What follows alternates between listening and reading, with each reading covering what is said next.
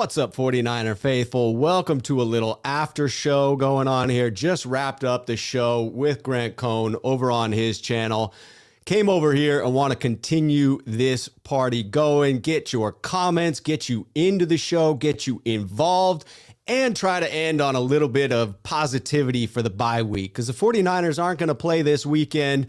We're obviously not going to have a loss racked up in that loss column, but what do we as 49ers fans have to look forward to? How can we stay positive through this week? What can we look to as those things to carry us for the season if things continue to go poorly as they have to this point? And is there reason for optimism that they won't go terrible from this point out?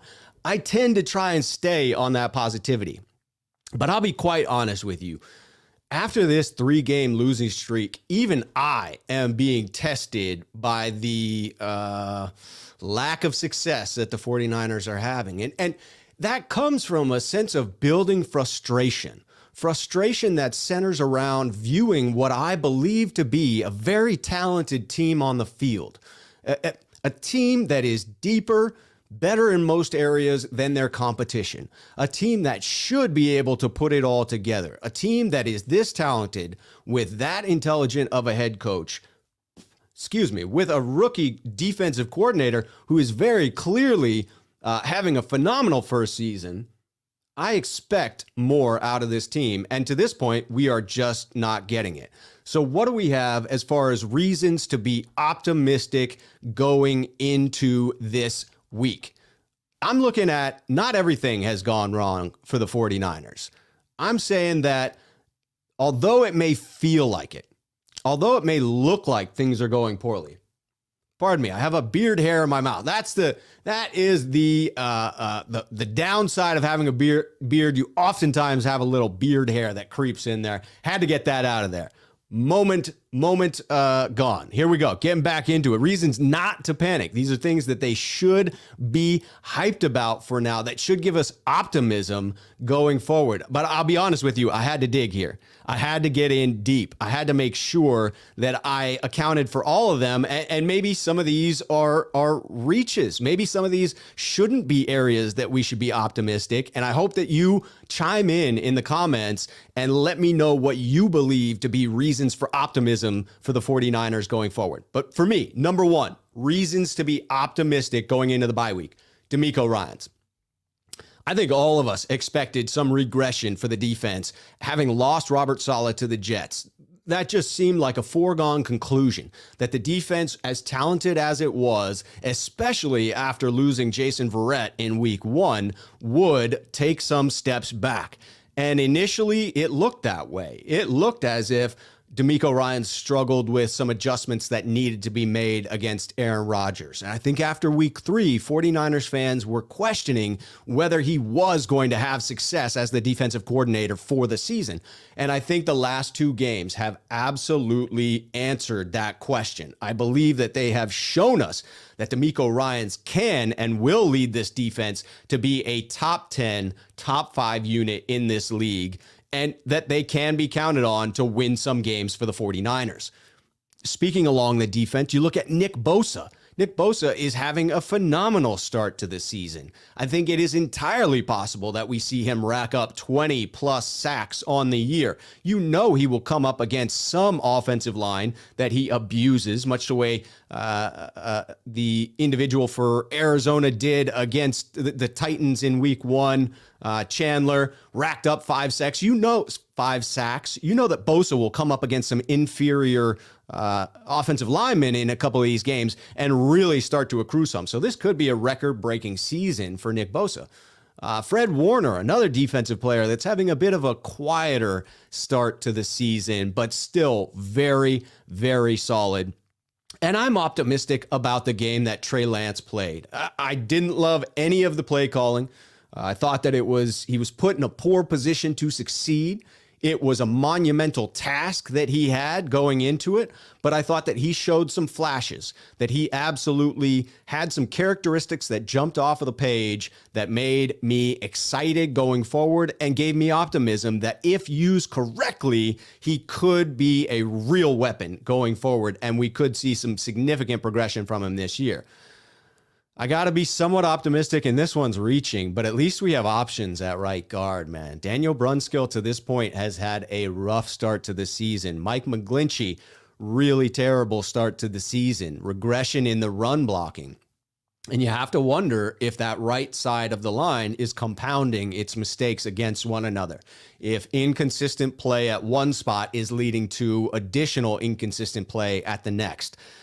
I believe that the 49ers need to make an attempt to make an adjustment at that right guard spot. You have to try something, whether it is Banks, whether it is Colton McKivitz, whether it is Moore. You must plug someone else in there because to this point, Brunskill has been atrocious.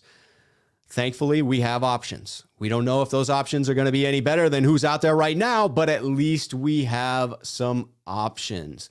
And the last thing that I'll talk about before I get into a couple of your comments and then bounce back to another topic of doing my quick and dirty predictions. Oh, look at me, man. I didn't even have my banner up here. I'll put that up. Reasons not to panic. We're wrapping up reasons not to panic here.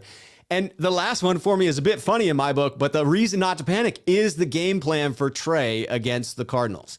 That atrocious game plan against the Cardinals. And bear with me here because you may say to yourself, Rob, what the F? How is that game plan reason for optimism for the 49ers? It was atrocious, it was embarrassing, and it didn't highlight any of Trey's strengths in the way that you had hoped that it would. Well, my reason for optimism there is that Mike and Kyle cannot possibly, during this week, while they're watching film, look at that film and say to themselves, gee, you know what? That was great. That was really, really great. We should do that again. They have to look at that film and say to themselves, what in the world were we thinking? If we have another opportunity to start Trey Lance at some point in this season, we need to do better because that wasn't it. That wasn't what we should have done. It didn't work, and that is not what we're going to do going forward. So it's almost as if they ruled out something that shouldn't be the 49ers offense for Trey Lance this season and have shown to themselves and everyone else that, in fact, that is not what you want to do with your rookie quarterback. All right, getting into some of the comments before we move on to the next topic. Let's see what's up with the people here. We got Julio saying, wow, Rob, you said after Cohn's show you'd be on. It's been 10 whole seconds. Unbelievable that I wasn't immediately able to launch. I had to make sure I got my Wi-Fi situation going straight because you know how Wi-Fi is, man. We're in the middle of Grant's show, and it looks like his is the one that's having issues. He's got to switch over to the hotspot, and then out of nowhere, mine drops. Just drops like a rock, like a stone into a pond, man, just gone. So I had to jump in. All right, going on to the next comment. Shane Toro says, hey, Rob, just found you on Grant Cohn's channel. Love your style. Appreciate that, Shane. Wondering what mic you use. Sounds pristine. Thank you. Thank you very much. I copied Joe Rogan and went for the Shure SMB microphone, the Shure SMB. It does require a little bit of additional inline power to make sure it's got that good sound to it, but it's a beautiful microphone. Highly recommend it. All right, what do we got here from Rafa going on? What do you guys make of Kittle hanging out with Lance at the Giants game last night? I'm encouraged by that. This team and its emotional health. Man, I have to wonder about it. I have to wonder because of the insane nature of us as 49er faithful. That fan approaching Kittle, I'll tell you what, if you haven't seen it, what occurred was it was an Instagram post to Trey Lance's Instagram in which he is filming George Kittle's interaction with a fan above him in the stands. George and Trey are in some luxury box at the stadium there watching the Giants. And the individual, the fan, says to George, get better. You're on 5 of my fantasy teams. George says, that's tough. The fan says, yes, it is. And a lot of people jumped on that fan of like, how could you do that? That's a shitty way to interact with a player. And I agree. If that fan was saying play better, that's a terrible interaction. I hope that that was just the individual poorly wording what he meant to say in please get well soon, George, because that's the way in which you should interact with someone who is currently hurt, even if he is on 5 of your fantasy teams. It is unacceptable to say, hey, play better because you're on my fantasy team, and what matters is my fantasy team. I know that you're hurt, but I don't care about you being hurt. I care about my fantasy team. That's unacceptable in my book. And it goes to the emotional well-being of this team during this bye week. If that's the type of interactions that all of these players who are staying around the Bay Area get within this 2-week period, if all of them are fans that are upset, that are volunteering what they should or shouldn't be doing, that are ridiculing them for, again, being hurt, right? You go back to the negative messages that Raheem Mostert and his wife were sent on Instagram and Twitter and all of those platforms. It's just completely unacceptable. But you have to wonder the toll that takes on the individual. Man, it's tough. So I try to exude that positivity. I want some positive atmosphere to be out there in Niner faithful land because I think it's imperative that that's what the team feels from the Niner faithful coming back when we need this big game in week 7. Smooth here comments, long time no see. Indeed, I think I was gone for a couple minutes and everybody missed me. I missed you. I missed all of you. There's no question about that simple fact. Amin says, what's up? Amin the Dream, what's up, my man? If you do not follow Amin, head over to his channel. That guy does some phenomenal things for a 13-year-old. That dude is kicking it in Niner faithful land and spitting some good stuff. What do we got here from Julio saying? It's a good sign. I just wonder who invited who. Going back to going back to the Kittle and Lance interaction at the game. You do wonder who invited who. You would think that it may be the Giants organization sent out a, hey, if anyone from the 49ers wants to join us, we will host you here at this event. I heard from someone that Jimmy G was there, but I saw no pictures of that, so I can neither confirm nor deny that being the case. But I would hope so. It would be a bit weird in my book if Jimmy, who is in town, both Jimmy and Lance are in town because they are rehabbing from their injuries. It would be weird if he wasn't there at the game. Next comment here we've got from Jameis the Bastard. I make it like if you guys are on IR, stay your ass at home and get healed up. Hey, that's true. I mean, you got to hope that these players heal up, that they do, in fact, come back healthy. A lot of the 49ers backups and key players are dinged up. If we are going to make a push at the second half of this season, we are going to need them to return to health. So whatever you want to say to them, thoughts and prayers, or whatever that appropriate thing to get better soon is my message to those 49ers recovering. Ryan here, new subscriber. What's up, Ryan? I am trying to pass 500 subscribers, man, so I hope I do enough to earn that this week. I hope that people see this show, love this face, love this voice, love this setup, and are as excited about the San Francisco 49ers as I am, and appreciate my enthusiasm, as well as, the intellectual side that I bring to it. But you get more of that on my channel with Grant. When I'm on Grant's channel, when I'm here, I get a little more fired up because I'm really just talking to myself, right? I'm interacting with you on the comments, but I'm here by myself in my office, and I got to fire myself up. So I tend to get amped. I tend to get a little more agitated, a little more of the personality comes out. And maybe you guys love that, and maybe you don't. We'll find out when the results come in for how many subscribers click into the show, because that's what's up.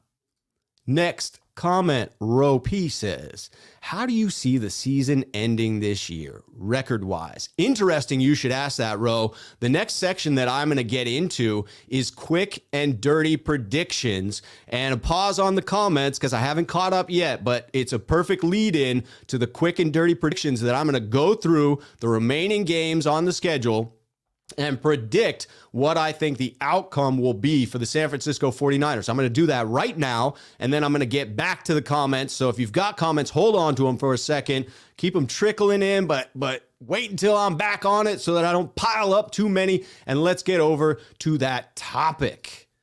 of quick and dirty predictions, going through the remaining schedule and predicting what the 49ers may do at the end of the season. This is in answer to Roe as well, who asked this question. So there are four division games remaining. The San Francisco 49ers have to play the Rams twice and then Seattle and Arizona. They play Arizona at home and they play Seattle on the road. The schedule plays out as follows when they come back from the bye in week 7. It goes Colts at home, at Chicago, Cardinals at home, Rams at home, at the Jaguars, Vikings at home, at the Seahawks, at the Bengals, Falcons at home, at the Titans, Texans at home, and at the Rams. So let's go through those one by one and talk about what I, Rob Shue, believe is going to happen in each one.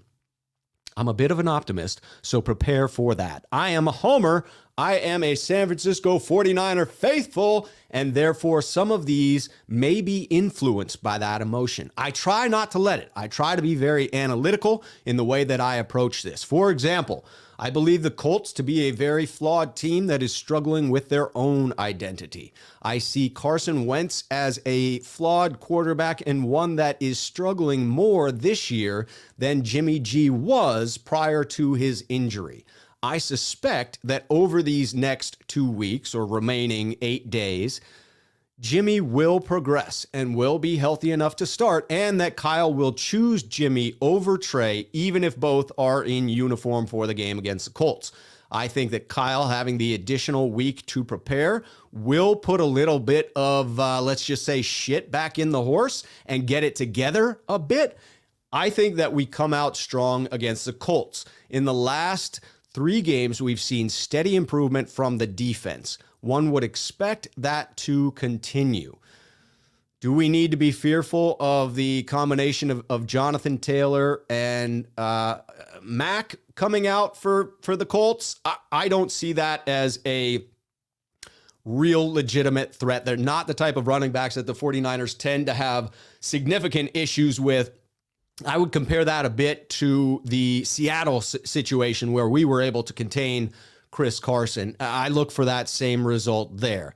The next week, so I put that as a W. I think the 49ers come back, beat the Colts, and right the ship, getting back to 500 at that point. 49er faithful with a little sigh of relief because 500 doesn't feel so bad after the panic that has ensued at 2-3 headed into this week 5 bye. Next week, we go into Chicago. That's an easy letdown game.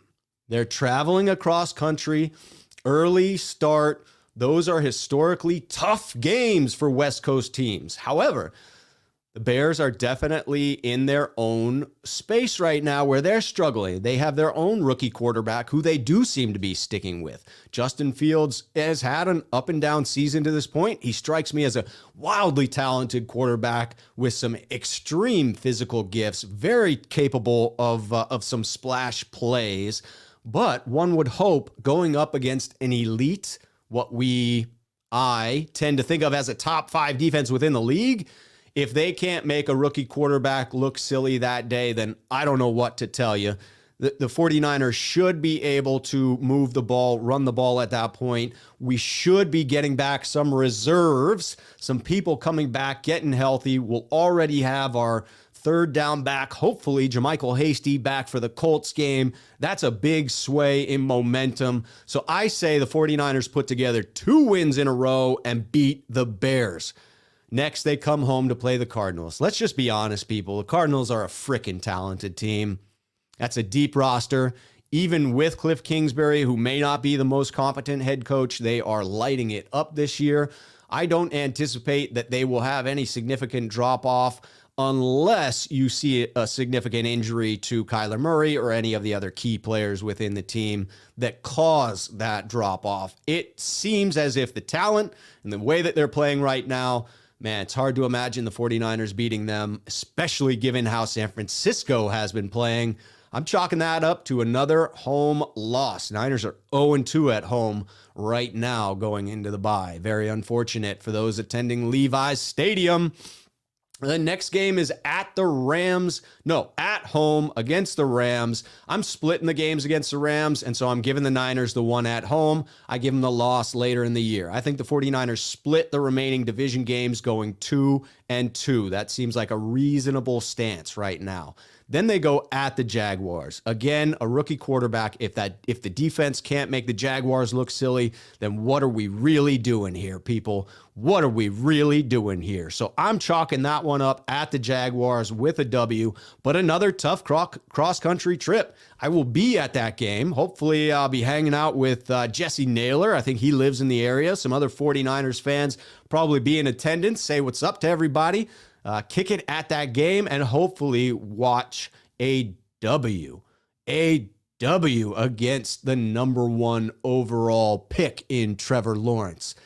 Then we got to fly all the way back across country, back home to play the Minnesota Vikings at home. The Vikings have looked sharp, and I will say that they are one of those teams that I think people need to be on the lookout for in the back half of the stretch here for the 49ers. I'm chalking that one up as an L. I don't think that the 49ers corners can match up against the talented receiving core for the Vikings. I think that Jeffries ends up having a hell of a game, and we probably can't contain him. I'm putting that one up as a loss. So the 49ers head into Seattle.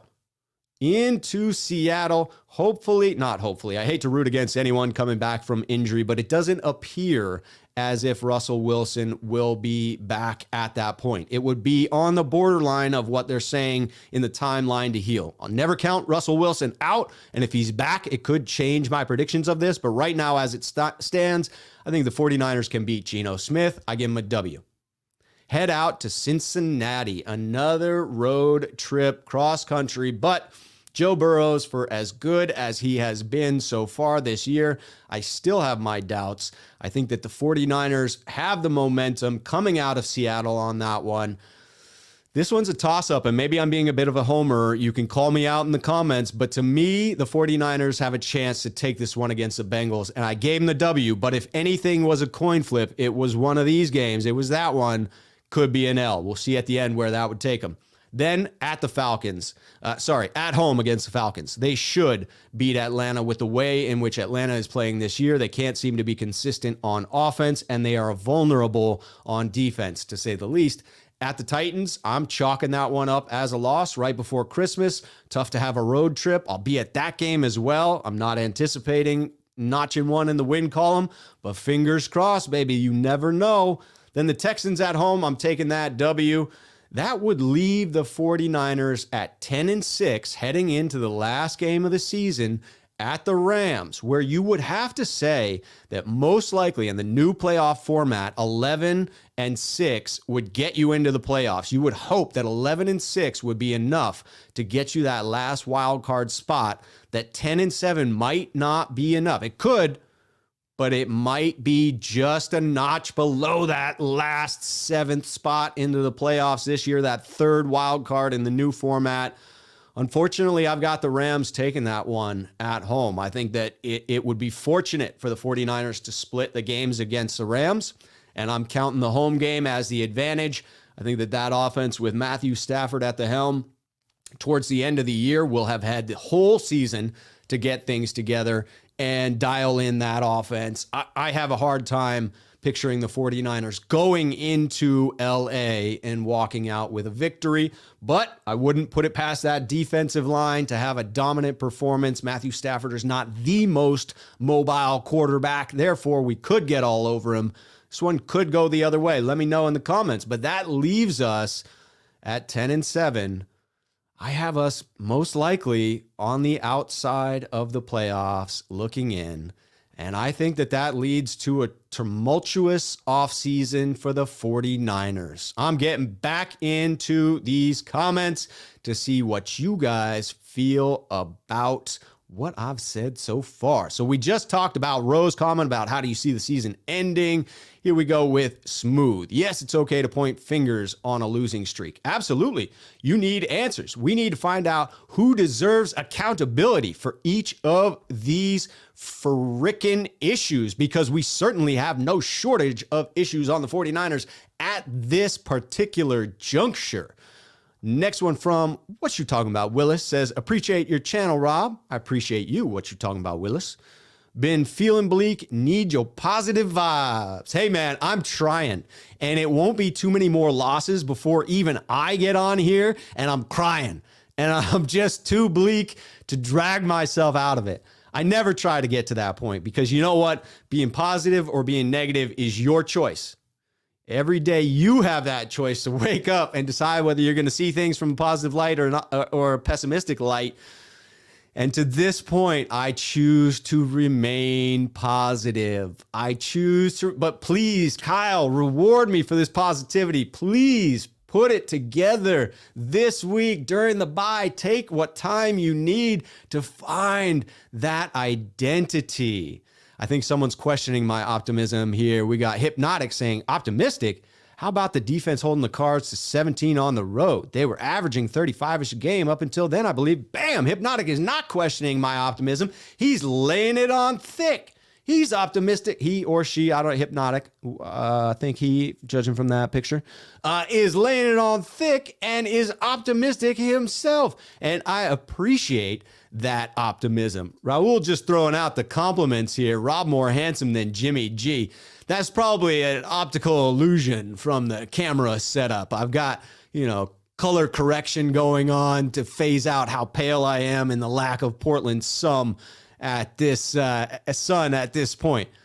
We got Future Goat saying, Rob, shoe and the shoebox. I am standing on my shoebox. That's a good name for a show. The shoebox, like a soapbox, but a box for shoes that I stand on and yell my crazy opinions about the San Francisco 49ers.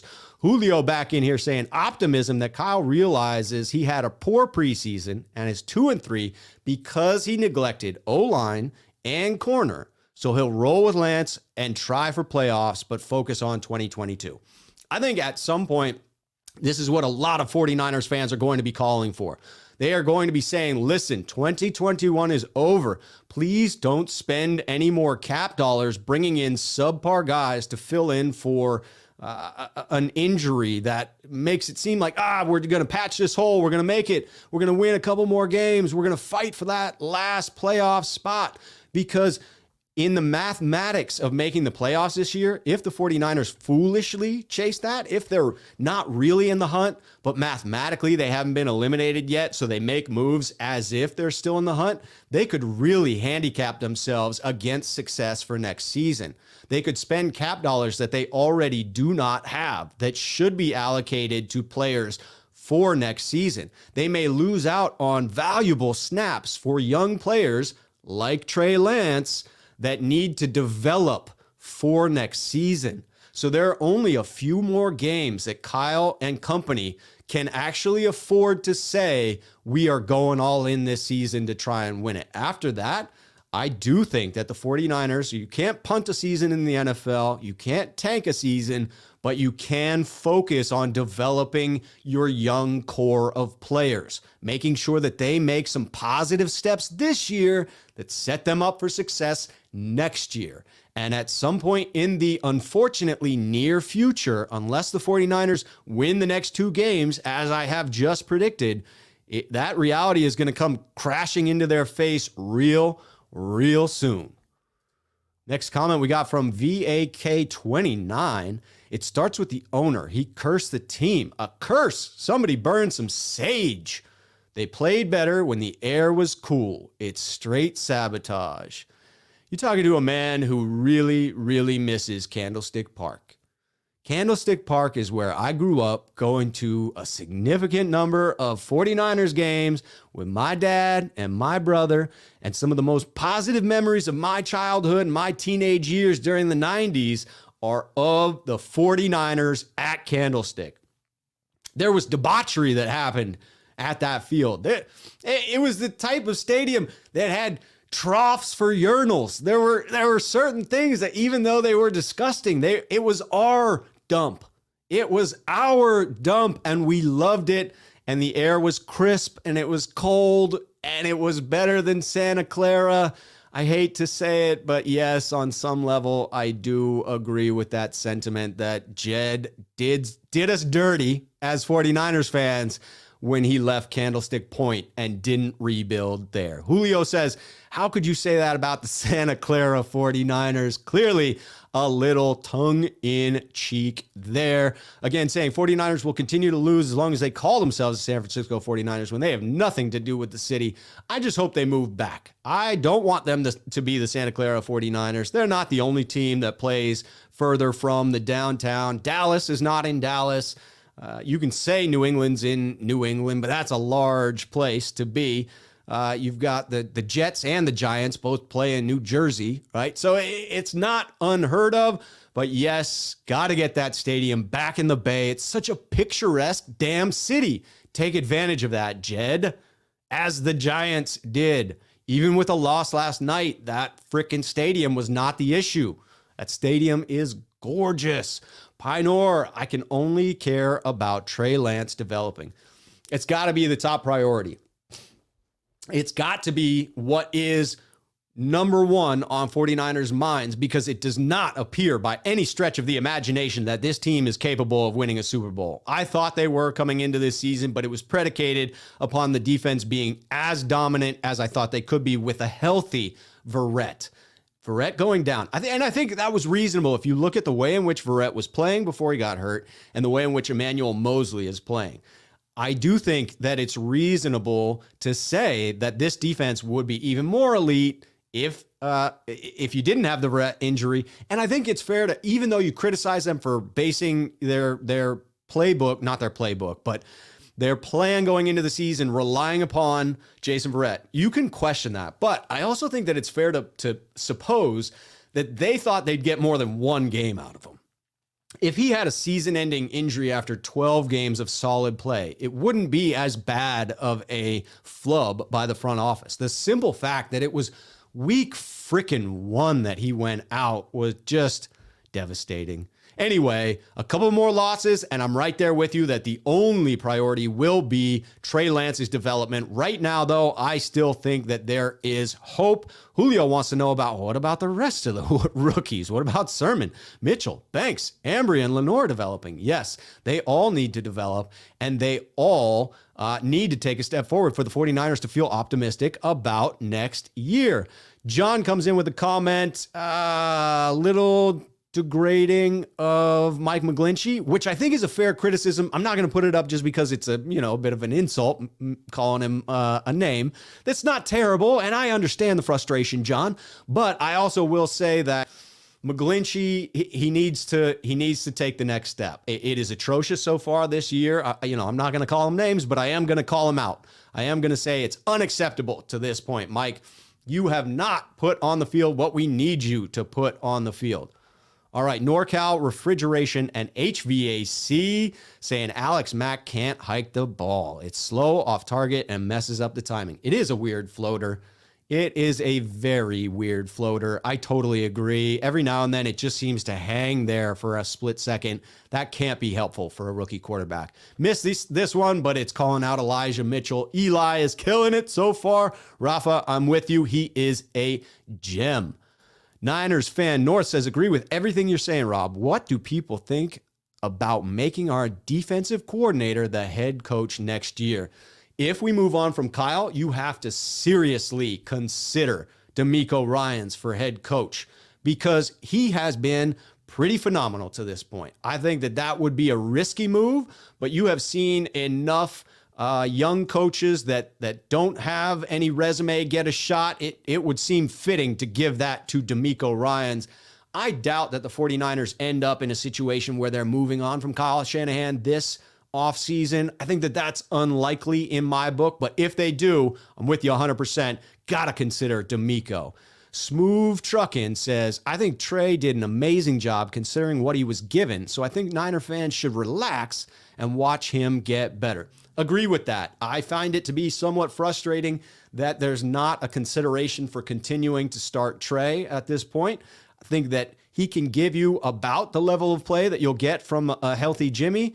And if he continues to develop, will provide so much more. The upside is elite in comparison to Jimmy Garoppolo. Not trying to degrade Jimmy G, but I think we know what he is at this point. Fable saying, what's up? What's up, Fable? How you doing, man? Pinor comes back in. I already believe Sermon Mitchell are going to be successful. I agree with that. I think they both have shown promise. It's frustrating to me that Sermon isn't getting the run that I believe he should. Pinor continues. Ambry is so rusty that, in my opinion, it's next year that I'll completely judge him. Banks is a bust to me until he can prove me wrong. I can't fault you on that. Certainly, it looks as if Ambry Thomas won't be given any snaps until next season, so we may not get a chance to evaluate him this year, but his frame looks a little slight. His play style seemed to lean upon being able to press at the line of scrimmage. If you are slight of frame, it's difficult to press NFL wide receivers. You would think that's an off-season fix, not an in-season fix. You would think that he needs to go back and rebuild the body like we've seen some of these other rookies come back in the second year, take that leap. Julio talking about that drop call. Grant's IP booted me. Yes, it did. For some reason, I got kicked off of his show. Thankfully, he didn't end it. He let me back in so we could finish it out. And I could plug this show where you all are currently enjoying this fine interaction right now. SwiftDog 49er says, we hope that the 49ers players are watching what we were saying and to tell Kyle, we are not we without fans, and they are not stupid. We need to get it together as the team. SwiftDog, you're preaching right now, and I love it. I love the idea that I hate it when pundits and people say you can't say we with you as a fan for the 49ers. BS, man. You are a part of this team, a small part, but a part nonetheless. You're a part of their revenue. That's for damn sure. They are reliant upon you. Your opinion matters to them. If enough fans are upset with the direction in which an organization is going, that organization changes their direction because they cannot have a revolt from their fan base. Can we, in fact, influence the way in which the game is played on the field? Hell yes, we can.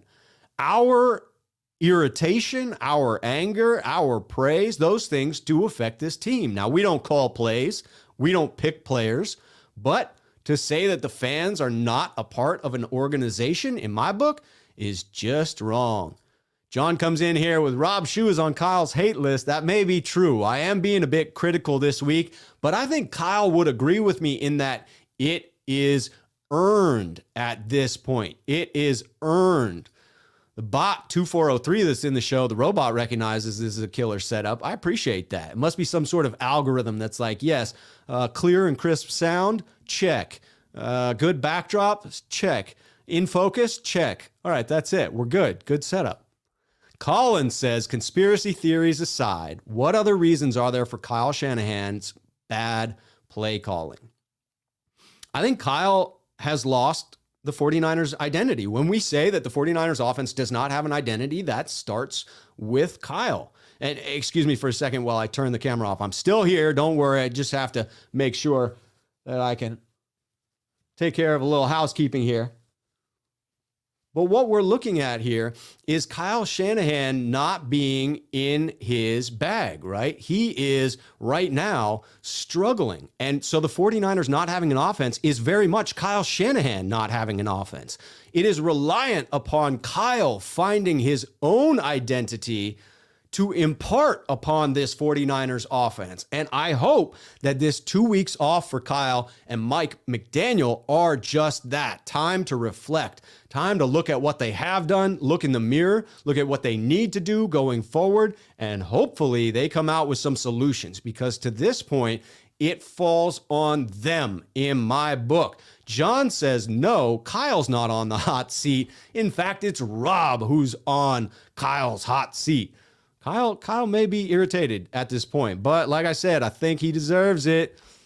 Here we go with Swift Dog saying, love your take on Grant's show, and your show brings even more fire. Yes, I am very fiery this week because to this point, the 49ers are not applying themselves in the way in which I believe they could be. Man, we are behind. We're only at 12-20. I'll keep it going here. How do you think the Niners start on the right foot coming off of the bye?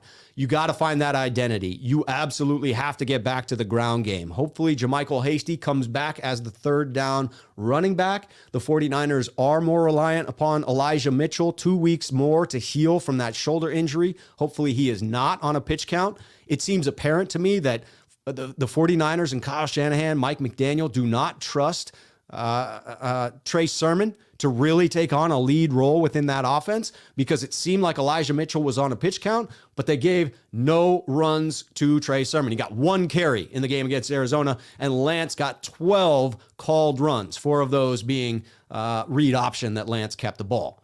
Very frustrating indeed. Julio says, you realize Kyle's offense has only ever been top 10 in points like 2 out of 9 years. Yes, that's a fact. Also, the 49ers have been very bad over the last 20 years, regardless of who is the head coach, unless you're talking about Jim Harbaugh. It has been atrocious. Finishing the comment, if Kyle's offense is doing great, it's the anomaly, not the norm. Yeah, and we got to hope that we see more of that anomaly. We need progression. We need to see us take the next step. Ooh, look at that. We got a new subscriber. Jonathan is in. Just subscribe. Saw you on Grant Cohn's channel. Yes, indeed. Glad to have you. Appreciate the comments. Appreciate the interaction. I got to fast forward a little bit so that I can catch up with these, because otherwise I just never will. All right. Fable says, I hope Lance asked Kittle if he'd mind that interaction being uploaded onto the internet. I think Kittle's okay with it. Kittle's a pretty publicly facing dude. He seems all right with pretty much anything, whether it's silly, combative, or just wildly positive and emotional. He seems to run the gamut in his public interactions. Future Goat says, I was going to wait till Grant brought back Cohn phone for this take, but if we do, I appreciate you not waiting and putting it out here on my show. If we do trade Shanahan, we can hire the Chiefs offensive coordinator, Eric Bieniemy. Yes, we could.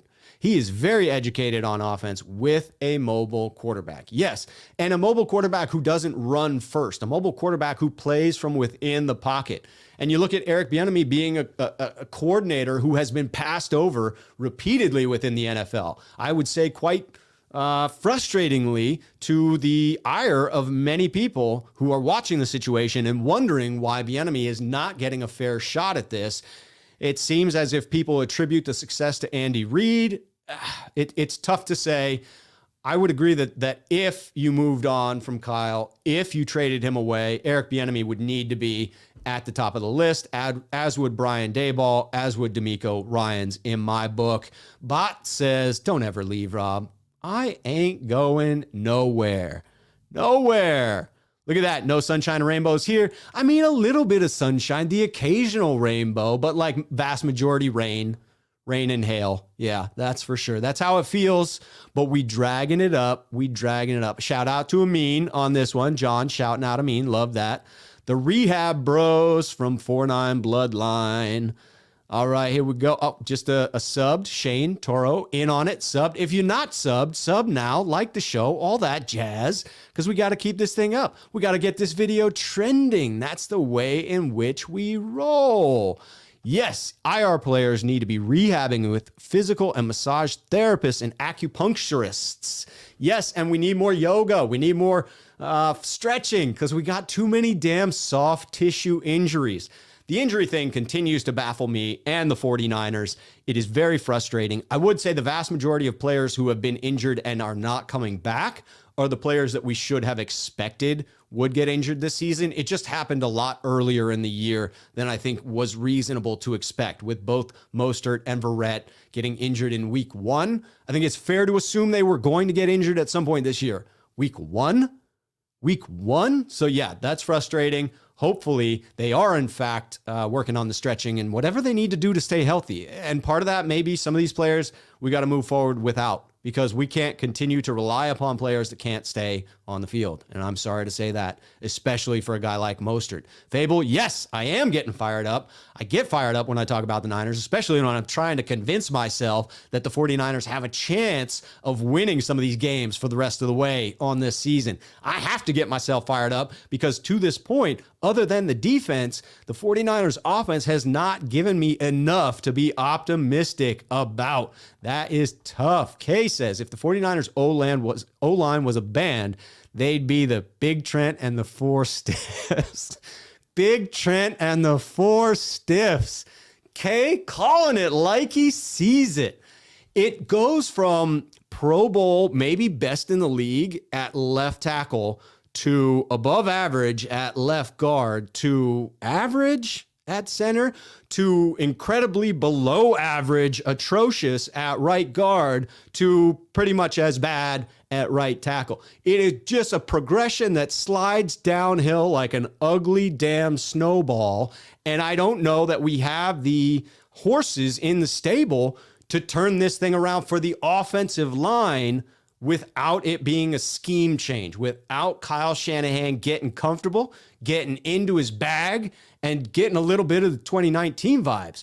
Kyle, we need you to dial this up because right now that offensive line is struggling. Hopefully this 2 weeks allows them some time to become a bit more cohesive. And like most offensive lines, hopefully the cohesion continues to build going forward. Paul calling out that we have passed the 500 mark. Boom. We are up to 524. Keep it going. Wait, there's some discrepancies. 517 subs now. So we've lost 7 subs from what I've just said because I've offended the 49er fan base. I'm kidding. We didn't lose any subs. Someone just needs to update, remove cookies, whatever it may be. We're past 524, keeping the subs going. The Niners is an 8-win team in 2021. I can't fault you. I went through and did 10-7 on that, right? And I had the losses coming out to the Cardinals at home, the Vikings at home, the Titans, and the Rams, both on the road. I feel pretty good about those 4 losses. So you're predicting 2 additional losses there. Where do you find them? You could certainly say that the 49ers traveling east to play the Bengals after having just played Seattle in Seattle will be a tough early start. And Joe Burrow has been putting up significant yards for that offense. He could do so again. I'd like to think our defense will handle him, but you could say that might be a loss. And you certainly could say, even though they're playing at home, and even though historically the 49ers have bested the Rams during these past few years quite frequently, you could certainly chalk that up as a loss. I do not think it's a total stretch to say that the 49ers are an 8-win team. What I do think is if the 49ers are an 8-win team, they better damn well be developing these young rookies, and it needs to be clear because if we're an 8-win team and there is very little hope heading into the offseason, Kyle and John's seats will become increasingly hot. There's no doubt in my mind. Our mob calls out the idea of be sure to sack that like button, y'all. Stay positive, faithful. Amen. What you talking about, Willis? LOL, a little getaway is okay. Dennis Rodman and Michael Jordan had escapades to Vegas. Yes, they did. And it turned out all right for them. At least this was in the backyard for them. I am totally in on it. 43 folks unliked. Liked? Unliked? We'll have to see that. Are we getting an unlike fest going on here? What's up with that? What's up with that, people? The Colts look bad.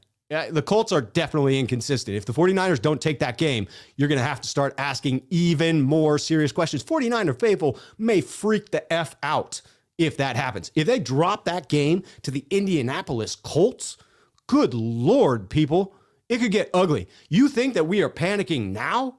What if we drop that game to the Colts? What if we go in and drop the next game to Justin Fields and the Bears? Will fans start saying we should have drafted Justin Fields?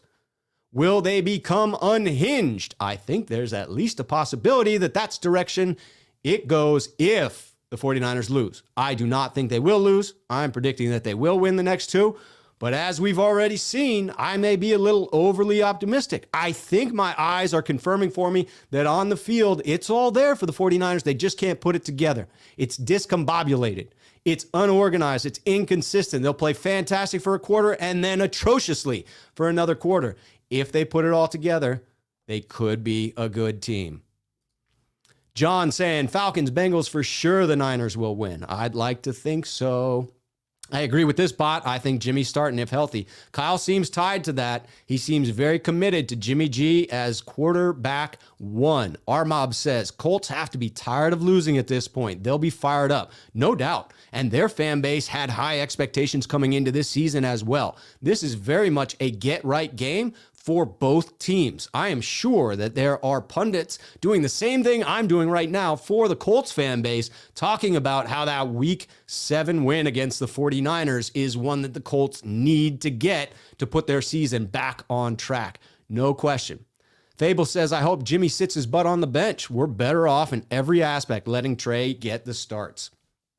That's a tough one for me. I went into the season believing that Jimmy gave us the best chance to win games this year. I'm changing my tune on that. I believe that Trey gives us close to an equal opportunity now, and I'd like to think as he continues to play, he will evolve, he will develop himself, even if Shanahan doesn't have much to do with it. And I do think that after a few games, Trey is going to be able to outplay Jimmy if he didn't already with what he can do with his legs. Cam says, I'll be there in Chicago. Anyone wanting to meet Cam, just call him at 555-1212. He would love to meet up and be there for that game with other 49er faithful. I want to see some red in the stands. What's up? Ooh, bot saying the Cardinals don't impress me. I will say before the season, they didn't impress me. At 5-0, I have to give them the nod that yes, they should be 4-1. The Vikings missed a kick that, was less than 40 yards, so is made almost 90% of the time by any kicker in the league. So yes, they should be 4-1, but they're not. They won that game fair and square. They are 5-0, and they don't play a particularly challenging schedule. I struggle to see, with Seattle getting banged up, I struggle to see too many losses for that Arizona team. Now, do I think they're a Super Bowl caliber team? No, I think there are other more complete teams within the NFC and most certainly within the AFC. But they're a very talented team that I'll be shocked if they don't make the playoffs, and I won't be shocked if they win the NFC West. It seems as if they have every chance to do it. Ross says run game hasn't been the same since Breida left. That's fair. 2019 was the last year that it was truly elite. You'd have to think he'd be available for not that much. Could they bring him back? Man, I was a fan of Breida. I was a fan. Our mob says 49ers with the big upset of the Cardinals after learning from that first game mistakes. I just wonder, they did so well hemming up Kyler Murray. Can they do that again? Bot says that he does struggle under a low pressure, and the 49ers are absolutely able to bring pressure. If they're able to do one thing, it is that. Now, sometimes it disappears mysteriously, just out of nowhere. But you'd like to think that that's because the offense isn't carrying their half of the load, and eventually they become tired or dejected. You can't hold an offense like the Cardinals down for an entire 4 quarters unless you're playing complementary football. You need to be running the ball, maintaining time of possession, scoring such that the defense doesn't feel pressed, doesn't start acting erratically because they feel they need to do more. Agree with Roe here. Gotta hope the Niners find their identity. You gotta hope that they do it in the off week. They really need to find that identity. They need to find it quick. We're looking here. We should have Wilson Jr. back for the Viking game. Yes, I am picking him up in fantasy football leagues wherever I can because I saw other people starting to do that, and I'm not missing out on Jeff Wilson Jr., who could come in and be the back that we need to spell Elijah Mitchell and keep a little bit of balance to the rushing attack. You would think that would be beneficial. V Breezy says, having Norman out there really concerning. Anyone else past his prime? Definitely past his prime. Definitely some holding calls that you'd like to have back. But I don't think he's been atrocious. I think he has been serviceable. And I guess that was my expectation going into it. So it depends on what your expectations were for Norman coming in. Mine were low. He's performed about what I expected, and therefore I'm not terribly upset about it. I think that we can scheme around the way in which he's playing right now. As long as he doesn't dip into being atrocious, I think that we can scheme around that. The defensive line can overcome for that. Mob says, if Wilson is out, Seattle's getting crushed. Yeah, Geno Smith, I don't have much faith there. Although he did have a 98-yard impressive touchdown drive that I saw after Russell Wilson got hurt. Fable saying, I'd rather be using Lenore over Norman. I think at some point in the season, you got to go there. Our Mob saying Norman's concerning. Seems he just commits PIs when they're too much for him. Yes, although sometimes that has been the right play. I'd rather have the PI than the touchdown. Absolutely. Sub Rob, new subscriber. What do you make of the Ayuk situation? It makes zero sense in my opinion. 49ers fan talk unfiltered. I agree with you. It makes very little sense. I will say this, that there is some evidence to support the idea that it's not just the coaching staff that is frustrated with Brandon Ayuk. When you look at the number of plays he's been on the field and the percentage of targets that he has had while on the field, it's down markedly from just last year. Obviously, last year, his rookie year. And so you have to wonder, you hear pundits saying that, well, that indicates the quarterbacks don't have trust in him either. It's not just the head coach that doesn't trust him. It's not just Mike McDaniel who doesn't trust him. It is Jimmy Garoppolo. It is Trey Lance. They're not throwing the ball to him either. And I don't think that's definitive evidence. If you were on the Packers and Aaron Rodgers doesn't get you the ball, it's because you suck. If Aaron Rodgers isn't going to force the ball into you, it's because he doesn't believe in your talent. I don't think you can say the same thing about Jimmy G or Trey Lance. I don't think they're in a position to say to Kyle, if Kyle says, hey, I want you to focus on these players, getting the ball to these players, and he leaves Brandon Ayuk out of that statement, I don't know that either Jimmy G or Trey Lance takes it upon themselves to force balls to Brandon Ayuk. Kyle Shanahan is certainly capable of drawing up plays that get Brandon Ayuk the ball, that he becomes the primary target and is open. Kyle is capable of that, and he's not doing it. I put much more of it on Kyle than on the quarterbacks, and I don't see the quarterbacks not throwing to Brandon Ayuk as proof positive that Brandon needs to step it up. Could it be? Yes. Is it? To be determined a little bit. V Breezy says, is Jimmy a value for a trade before the deadline? I don't think so. And I wanted to touch on that in Grant Show and didn't get to it. What has to happen in the next, there are only 2 games before that November 2 trade deadline because of the 49ers bye. So it's only against the Colts and the Bears. In what scenario do the 49ers decide that they do want to trade Jimmy in those 2 games? I just don't see it. I think that's the best course of action, is admitting that this season probably isn't going anywhere unless you have very convincing wins against the Colts and the Bears. But who's that other player? It takes 2 to tango, and I don't know who that person is who's going to give up anything significant for Jimmy G. And if they do, how much of that salary are they going to demand that the San Francisco 49ers eat of Jimmy's $27 million? And if you eat the vast majority of that salary anyway, why not keep him as a suitable backup? So it begs the question of, what are teams willing to pay to have Jimmy on their team to try and renegotiate a deal that pays him more fittingly to where he is? Ro agrees with the 10-7 prediction that I did earlier, coming out, going through game by game. He's got him at 8-9. Either way, I think it's fair to assume that that is probably on the outside looking in for the playoffs. Armob saying no sense in that. We'd rather have Jimmy as a backup over Nate. I think you're on the same page with me. 49ers Fan Talk Unlimited saying, what's up, Rob? What's up, 49er Fan Talk Unfiltered? New subscriber, what's your thought on that? I just answered that, didn't I? And I put it back up again. That's my bad, people. My bad.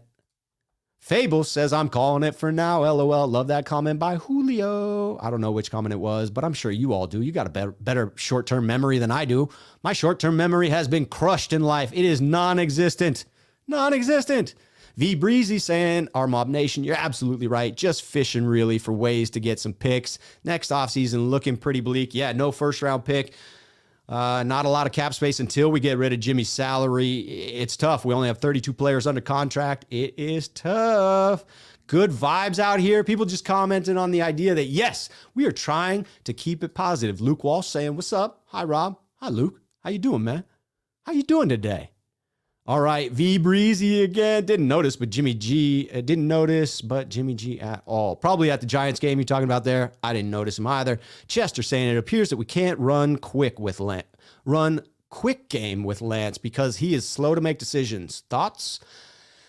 After one game of a game plan for Trey Lance, yeah, I do think that he held the ball for a concerning amount of time on some of those dropbacks. And I do think that some of those holding penalties and sacks were as a result of Trey holding onto the ball. But also, it's those same plays where he holds onto the ball that he's able to escape the pocket and make plays with his legs. So it's a tough question as to whether you want him holding on to the ball that long or whether you need him to get back to what we're looking at with Jimmy G, where I think he's at a 2.6 or 2.8 second release, which is extremely quick. I think top 10 or top 5 within the league as far as time to release there.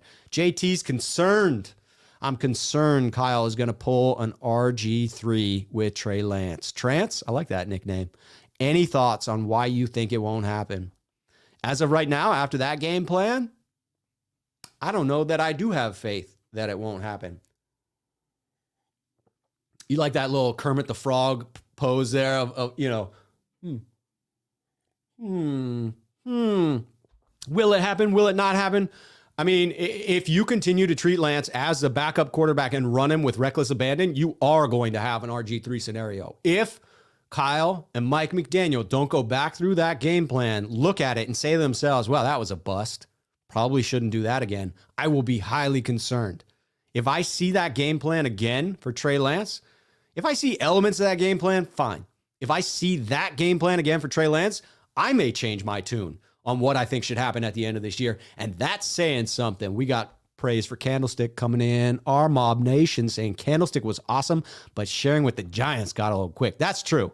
I did not like having the baseball diamond there, that dirt on the field. I was at the last game at the Oakland Coliseum for the Raiders playing the Kansas City Chiefs and seeing that dirt on the field for the infield. It just, there's something that's charming about it. And then there's something where you're like, this is a billion-dollar industry, trillion maybe for the NFL.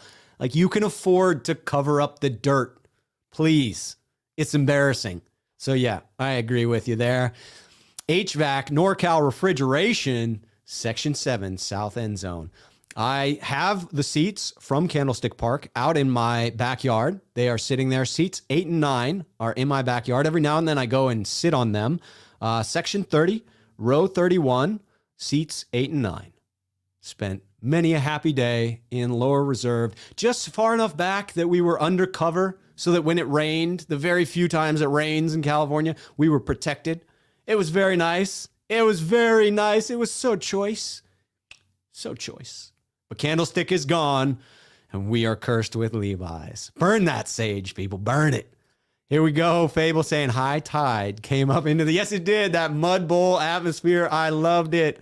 Also, Chester Gray says, also, I would agree that the running backs needed more carries. There's no doubt. It's confusing to me that you would give those carries to your quarterback and not get some to Trey Sermon, who really seemed to pick things up the week before and get down that one cut go movement that you need to be successful within this Shanahan system.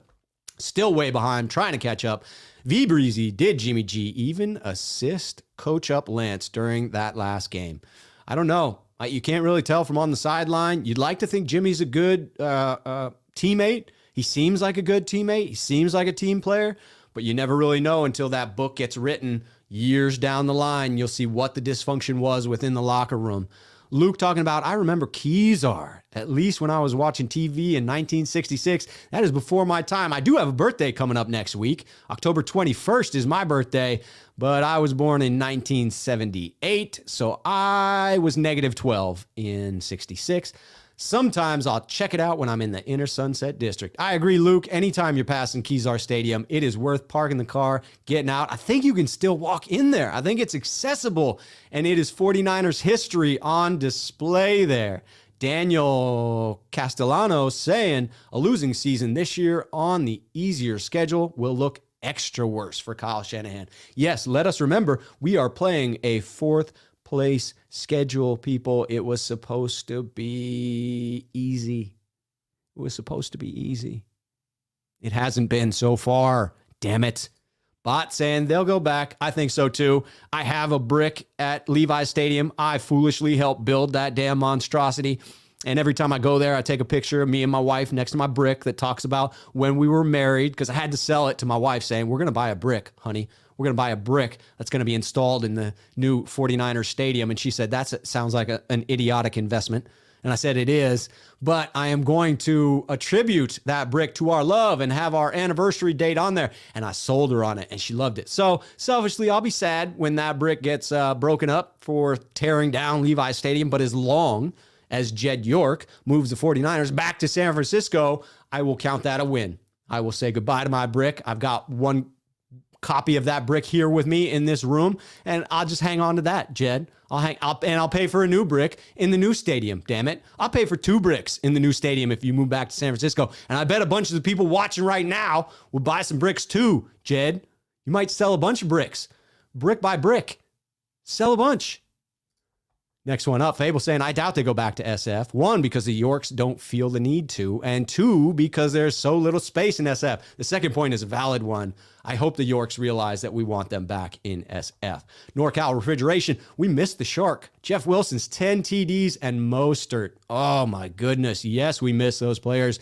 Drastically, the run game hasn't thrived without it. Jonathan saying, why is Kyle and Lynch only calling out Ayuk and making strides to be better? Armstead, McGlinchey, Jimmy G. There are some more veteran players that you would think need to take that next step. Maybe it's because they have more faith in Brandon Ayuk. Maybe they believe that Brandon Ayuk is a more talented individual than any of those 3 players. And quite honestly, if I'm looking at physical strengths, I'm going to give the nod to Brandon Ayuk over Armstead, McGlinchey, and Jimmy G. I feel like Armstead and Jimmy, at this point in their career, are what we expect them to be. McGlinchey, very disappointing, significant regression, especially in the run blocking, which used to be a strength for him. That's highly disappointing. Fable calls it out. He says Armstead has gotten better. Agree with that. Fable saying Mitchell needs to work on his vision. He made one questionable cut, but I will say for the most part, I feel as if it has been pretty solid. TC49er says Mac, Brunskill, Glinchey, Kyle Shanahan need to step up. All 4 of those players need to be better if the 49ers are going to regain the identity of running the ball, because you cannot simply run the ball to the left side. You must be able to run the ball to the right. That is imperative, Kyle. You need to get more out of the right side of your offensive line. Speaking of offensive line, Tony says, I don't understand why you draft a left guard to play right guard. It happens all the time in the league, but it is a reach. It is something that takes time, and it didn't feel as if the 49ers ever gave a true shot. It feels as if they overestimated Daniel Brunskill's ability to continue playing serviceable in his right guard spot. I love Brunskill as a backup. I don't love him as a starter. I don't love him as a starter. Not this year. I hate to say it, Brunskill. Love you, man. Support you, man. But you got to step it up. We got to get better play on the right side of that line. Armchair QB1 says, Rob, I live in Portland too. What's up, Portland? Portland, where it's at. It's not as chaotic as everyone sees on the news. Don't worry. I need info on this vitamin D filter you are using. Yes, you need some sunshine. We're headed into the dark months of the Portland environment here. It gets pretty awful pretty quickly.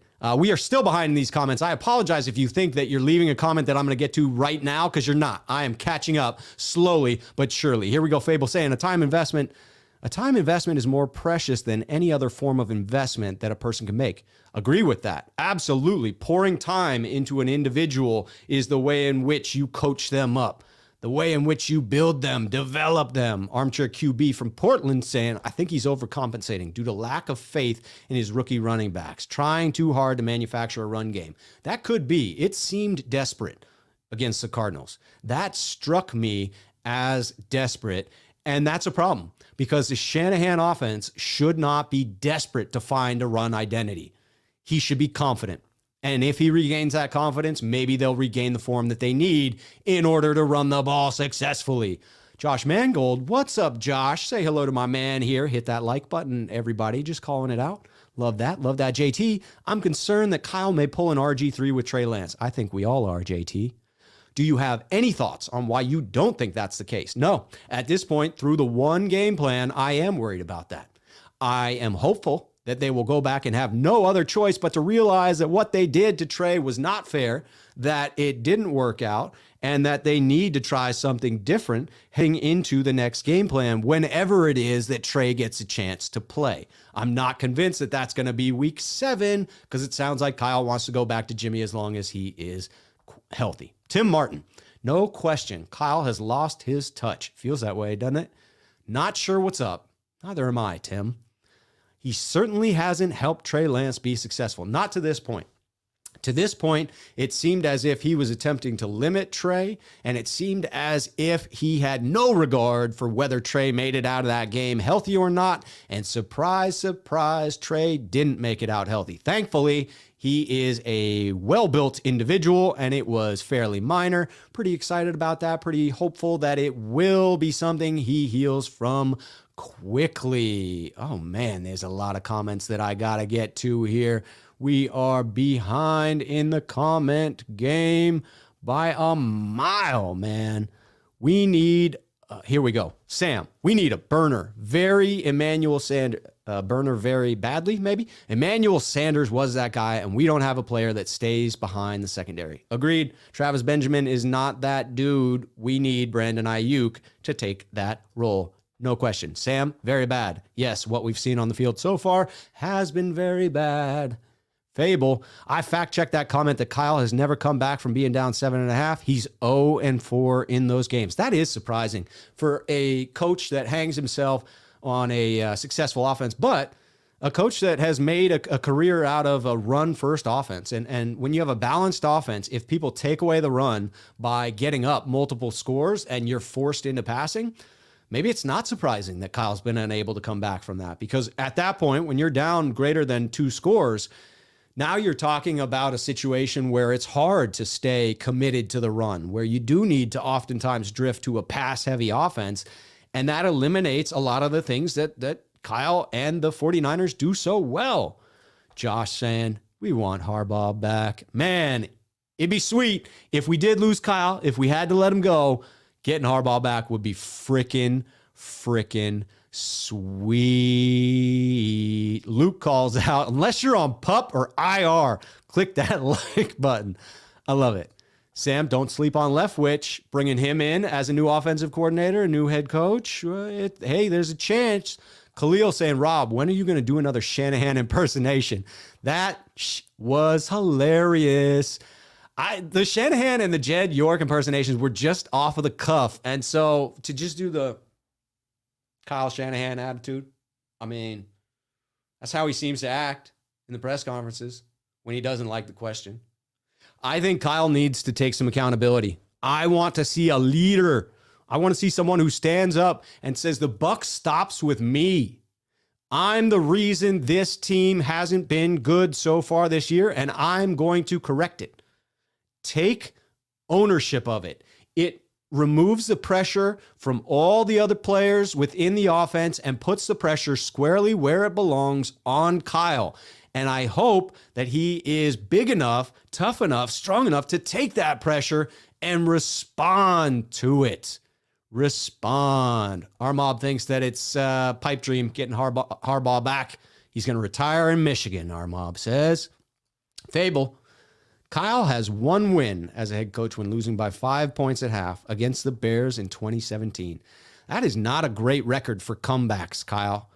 Perhaps when you have a quarterback like Trey Lance, who is your QB1, it's important that he's the QB1, not QB2.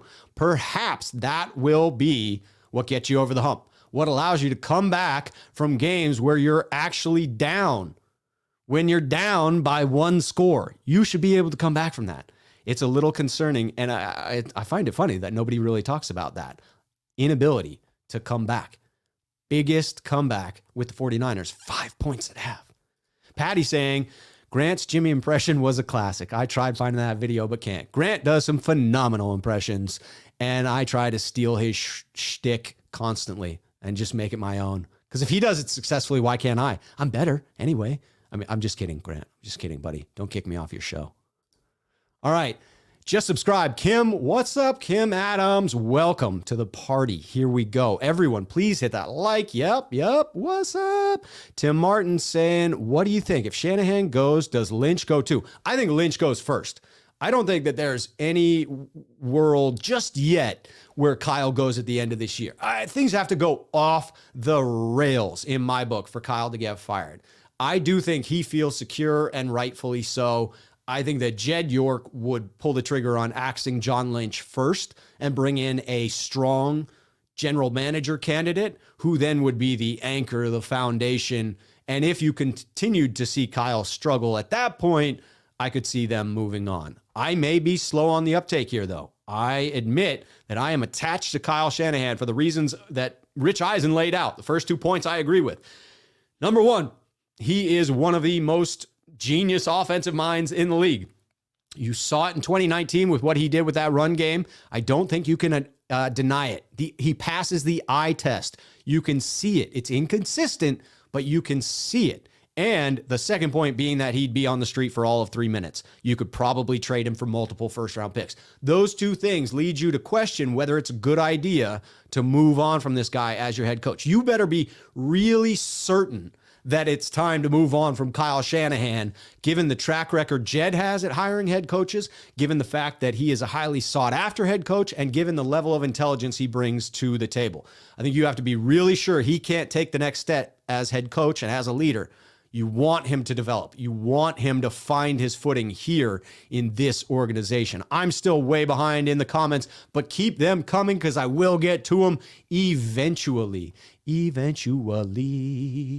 Texas Niners saying, need to make some room on the wall behind you for a 5 jersey. That's a fact. As of right now, we got Joe Montana up here behind me on one side with a lovely plaque that tells Joe, it lists all his accomplishments, which are plentiful. No one needs me to list them for him.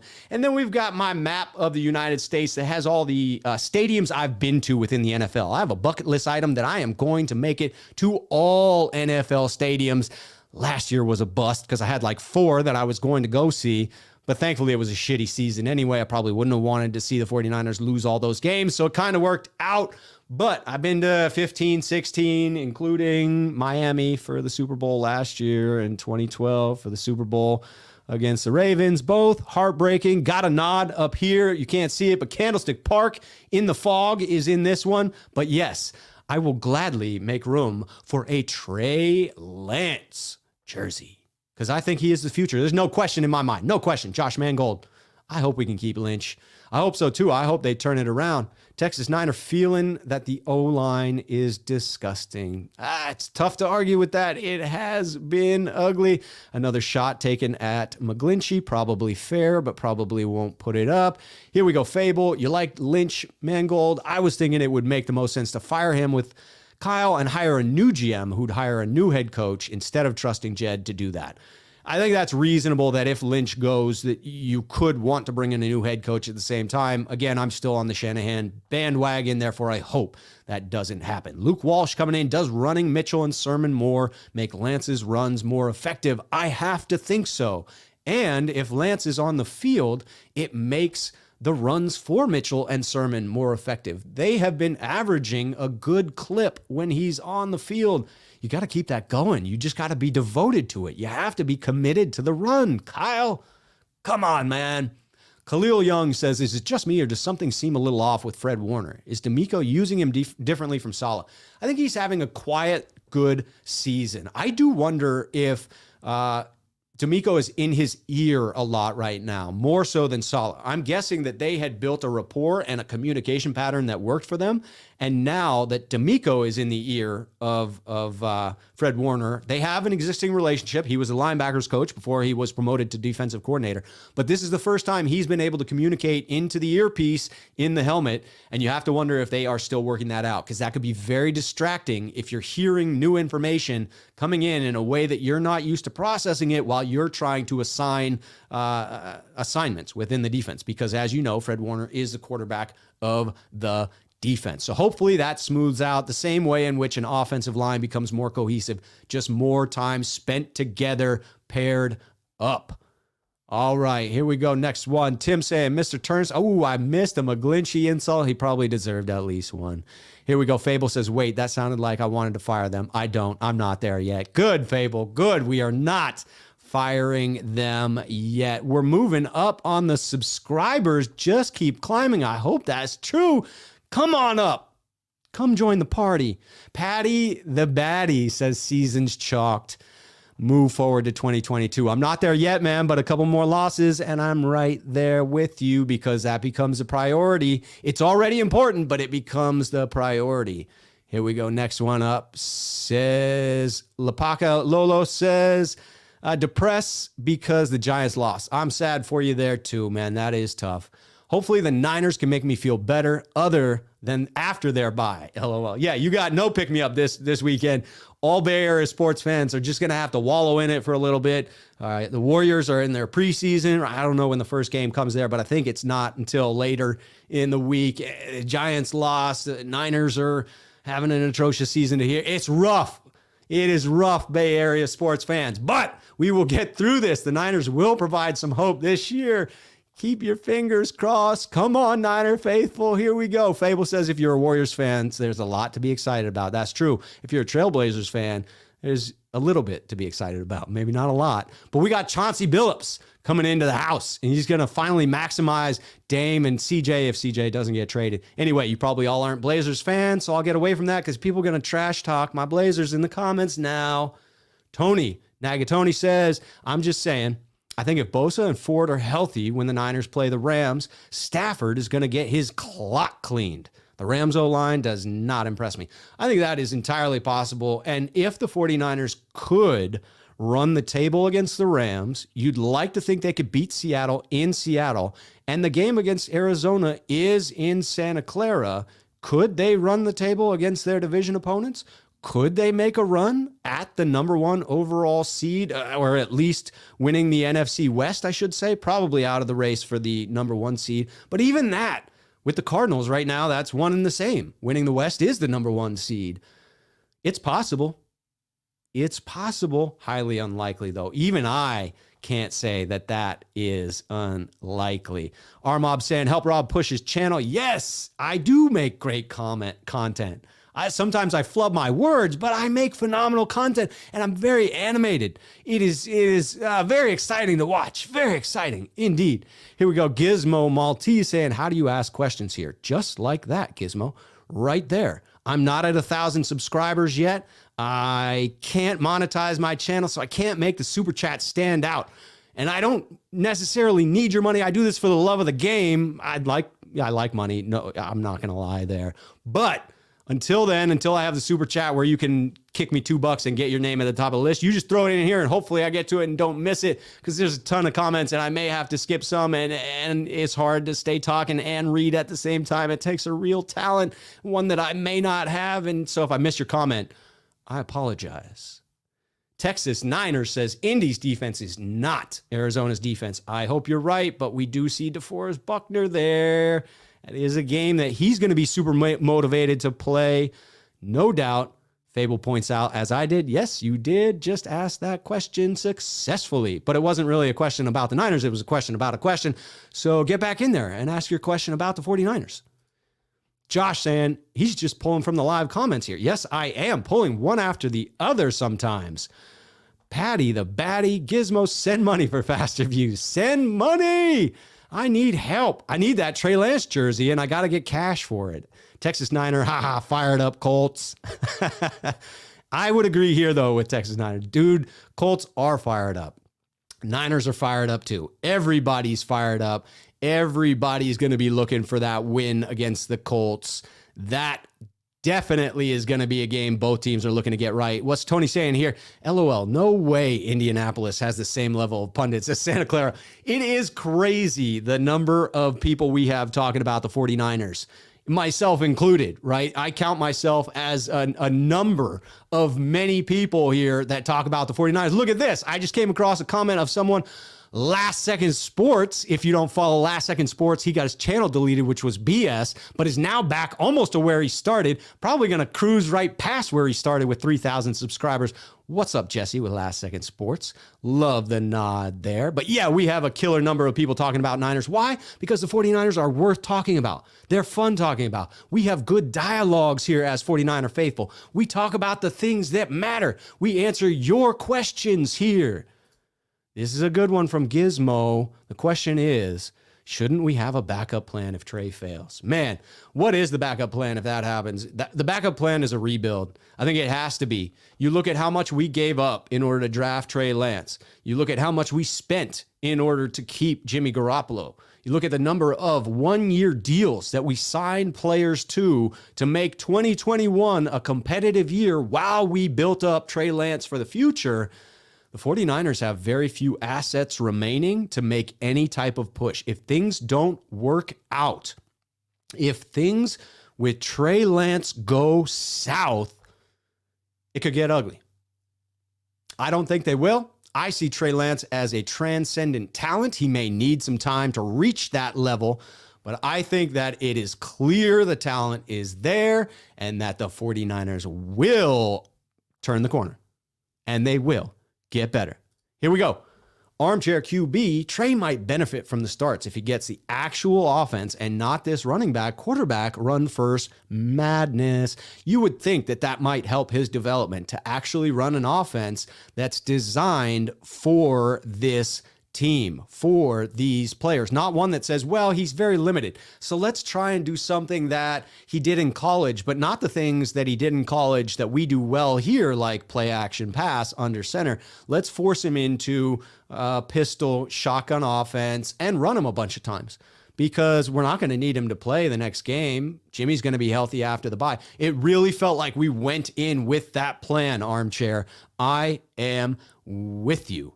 All right, Tony here says, we are going to see this weekend if the Cardinals are for real. Agree. They're going up against Myles Garrett and the Browns. The Browns seem to be a very legit team. Bosa did give Kyler fits. Let's see if he can do it again and plant the flag one more time. Or will this be a Baker Mayfield revenge game against Nick Bosa for having planted Nick Bosa? I just combined two things happening. One, the 49ers, and two, the Cleveland Browns. And those two are not happening this weekend. So can the Browns hem up the Cardinals because they're not playing the 49ers? I think the answer there is yes. I think that's entirely possible that happens. Look at me getting all turned around. But we got it fixed, Tony. We got it fixed, Tony, and I hope that answered your question. I see a Warriors comment that I'm going to have to skip just in case it's talking trash. It's not, though. It's not talking trash. Here we go with Gizmo. If Jimmy played, we would have beat the Cards. Our defense played a heck of a game. I would agree in the sense that I think an average game plan with average quarterback play would have won that game. I thought that it was not Trey Lance's fault that we lost the game, but Kyle Shanahan putting Trey Lance in a position to be unsuccessful that cost the 49ers the game. And Gizmo, you may agree with me there. Certainly, I think that a quality game manager had the potential to win that game. It was an odd game to go for it so many times on fourth down when it really was within reach the entirety of the time. Sam chimes in, Cardinals have the Browns, Packers, and Cowboys, as well as the 49ers and Rams. They have some losses coming.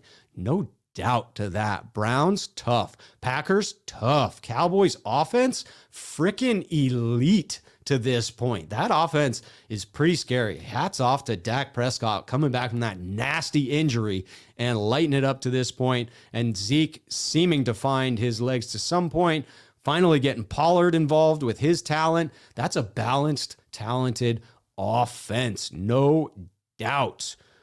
Boom. All right, let's move on to the next one here. All right, here we go. Lapacalolo says, agreed. I know it's only preseason, but Warriors are looking good. Talking about the Warriors. Blazers looking good too, though. Future Goat says, Brian Daboll not teaching but coaching an offense with Josh Allen, a very good offense with a QB like Trey. Brian Daboll is a fascinating individual when it comes to potential head coaching candidates.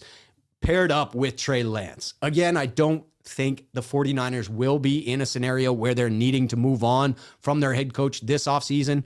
You would think that Daboll will be a hot commodity and that he may find himself a head coaching career this offseason, especially if the Bills take it the entire way, which it seems they're good enough to do.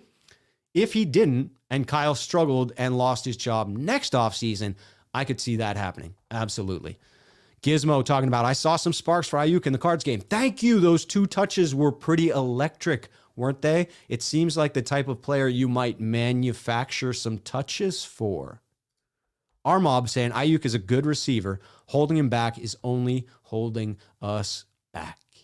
That's true. He's an integral part of this offense. This offense is struggling. Maybe force the ball to some of your playmakers in particular while Kittle is out. Ooh, here's a comment about Kittle from Gizmo Nation. Yeah, we throw too much to Kittle. He's getting banged up. He needs some relief. He does need help. There's no doubt. He is taking a lot of shots. Fable talking about I'd go for Daboll if he could bring Dorsey with him to be the QB coach. That is a key component right there. You don't know who's more responsible for that development of Josh Allen. What you can say is the development of Josh Allen is what the 49ers should model the development of Trey Lance after. He has grown by leaps and bounds. He has morphed into much more of a pocket passer that runs than he was his first season. And admittedly, during his first season, he looked like he could get himself killed as well. So hopefully the 49ers can learn from that. Here we go. Armchair saying, is Kyle risk averse or a gambler? Can't figure it out. He seems conservative with the ball in the air, but he'll go for it on 4th down all the time on the ground. He's inconsistent there is what I see. And I think it goes back to this team lacking an identity this season. If they can find that identity, maybe he settles into a comfort zone. We gotta hope. We have gotta hope. Tony talking about, honestly though, if the 49ers can rally and get hot late, it will be a very exciting playoff chase. We might see some awesome football. Absolutely. I plan to be at that Rams game at the end of the season because I thought at the beginning of the year that was going to be for the number 1 seed. It probably won't be, but it might be for the last wild card spot. It might be the 49ers' last chance to make it into the playoffs. And you never know what happens in the playoffs. With one and done games, you're not assured that the better team is going to win. Last night, clearly, in my mind, the better team lost in the San Francisco Giants because it came down to one game. And in a longer series, that's supposed to bear out, but not in the one-game matchups. So if we can make it into the playoffs, we got a shot. We got a shot, man. All right, here we go. Chester saying, Rob, do you think that Trey cannot run Kyle to the offense, and that's why he doesn't want him in there? That Trey cannot run Kyle to offense, meaning that he can't get him into his offense and can't run his offense through Trey. That's entirely possible at this point in time, that Trey hasn't absorbed enough of the playbook or isn't comfortable enough with it at this point. He is still a very green rookie, and Kyle may not have the trust, but at this point, you have to ask yourself, we're almost at the point where what do you have to lose here, Kyle? What do you have to lose?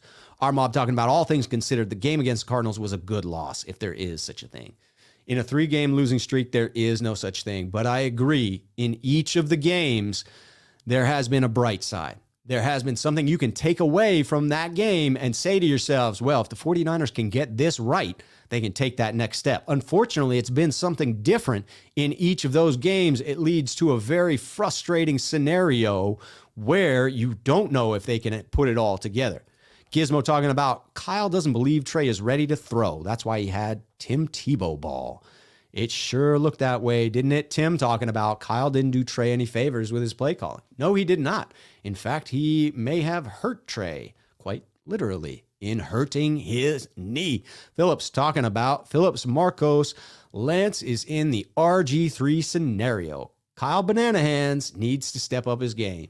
I'm not calling him names, but I will say, Kyle, you definitely have to step up your game. The offense is disjointed. I am looking to you. Tony talking about Lance needs to settle down and stop heel kicking. At least that's what JT O'Sullivan noted. I still haven't watched that, but I am going to this afternoon tune in to the JT O'Sullivan breakdown of Trey Lance's first game. I find him to be a fascinating watch. Texas 9 are talking about where is O-line accountability with that answer. I don't know, because I don't know what answer we're talking about, but I think the O-line does need to be held accountable. No question about that. Patty the Batty talking about we just need Kirk Cousins in here. Just bring back Kirk. If only. If only we had executed the plan that Lynch and Shanahan had from year one, maybe we would have a different result here in year 5. But be optimistic. Trey Lance is here. The future is here. We just got to hope that they can develop it. Texas Niners O-line was terrible. Yeah, because of that, Lance could get the ball out quicker, but Lance isn't Jimmy. We want a play to develop so he can throw the ball down the field. Definitely. We need some more called roll-outs for sure. Chester Gray saying Lance footwork is poor. He only can run long developing plays. The footwork did look a little bit sloppy. You would hope that gets cleaned up as he continues to play. Good times, good vibes by our mob. What's up? I'm trying to keep it positive, baby. I'm trying. It's hard work. It is hard goddamn work to keep this positive right now. Texas Niner Kyle needs to call more running plays and then add in the under center play action. Thank you, Texas Niner. We may need to hire you as an offensive assistant because this is exactly what the 49ers need to do. Gizmo talking about Candlestick Mud cost us the 92 championship game. I'd trade it to have it back. Every now and then you lost because of that mud, but every now and then we won because of it. Most teams didn't know what to do with their cleats coming in, and the Niners took advantage of that in the postseason many, many times. Tavarius Moore has entered the chat, ladies and gentlemen. Tavarius talking about Ayuk probably is pissed he is not getting the touches downfield. Jimmy does not like to throw deep. Mullins would throw it to him all the time. That's true. You have to wonder if we will be able to get it deep to Brandon Ayuk. It is a missing component to this offense right now. John taking us back in history to better times. I watched the Niners under Dick Nolan and John Brody at Kezar Stadium in 1969. Yes, I am old too. Luke Walsh talking about -12 is a good age. 1954 rocked. Yes, indeed. There's some hatred for Levi's, probably warranted. Candlestick love, brick by brick. Let's talk about, we're moving forward a little bit. We're up to 115. Texas is all in on buying the bricks if we move back to San Francisco. Jed, I'm telling you. Fans are excited. John's talking about the Niners belong to San Francisco. Yes, indeed. All right, we're back only 30 minutes behind. Back to Michael Gallego. I apologize for that, Michael. I have butchered your last name, and I apologize, damn it. What are the chances that Mitchell was still banged up for the Arizona game, and that's why Lance ran so much? That might be the case, but my question then is, why not Trey Sermon? He seemed that things were coming together for him the last week. He was putting it together. Why not allow him to have some carries? Why not, Kyle? Lapacalolo says both Lynch and Kyle agreed to selecting Trey as a future quarterback for the 49ers, and yet I don't see any love from Kyle towards Trey. It is fair to question how motivated Kyle has been when talking about his quarterback till now. Again, I think that goes back to my stance on Kyle being the buck stops here leader that I want to see. I need to see him stand up, take accountability, prop up his rookie, take responsibility for where we are, how we have underperformed, and build up his rookie so that we get some confidence into the guy, even if he's not going to start in the next couple of games. Gotta think it. Luke talking about the injury bug started during the 2013 NFC Championship game after a brutal 3-game road playoff schedule. I'm not a fan of the new playoff format. That was rough. I was there in Carolina when we beat the Panthers that year, and then unfortunately in Seattle at the 50-yard line, getting peanuts tossed at the back of my head by Seahawks 12 fans that I'm not a big fan of, as you might be able to tell. And yes, lived through that heartbreak. Hopefully we can have a better bounce back from our Super Bowl loss this time around under this coaching regime. But it doesn't seem that way. It doesn't seem that way. Uh-oh. Uh-oh. John talking about his comments not being read. John, I am definitely reading some of your... Oh, look at this. Here's a positive one. I live in Idaho, but raised in San Francisco before it became full commie. Ooh, maybe that wasn't a positive one. John, there's a reason your comments don't get read, because they're slightly negative, and I try to keep it positive here on the show. And I love that you're in the chat and you know, throwing them out there, but we gotta try and keep it positive here. All right, flash forward a little bit to try and get us up to speed. I apologize if that means I miss any of your comments, but trying to get us forward to the 1:30 mark so that we're at least only 20 minutes behind these comments here so that you all get to hear your comments before you bounce off of the show. John saying no one cares about the Blazers. Thank you, John. Staying positive. Jose says they couldn't do against Seattle, though they were depleted. That's in response to something. Oh, here we go. John talking about, sorry, Rob, I need my tip and pole dancers. Not keeping it PG. Not keeping it. John, you're trouble here, my friend. You are trouble here, and I appreciate it, but I'm giving you a little grief. Giving you a little grief. Avatar talking about took a day off. Can't work because you're sad that the 49ers are not winning. Me too. Me too. Well, I shouldn't be instant clicking John's. I gotta read them first. I got to read them because John can be negative, but we'll look in there. Only the Niners defense is fired up.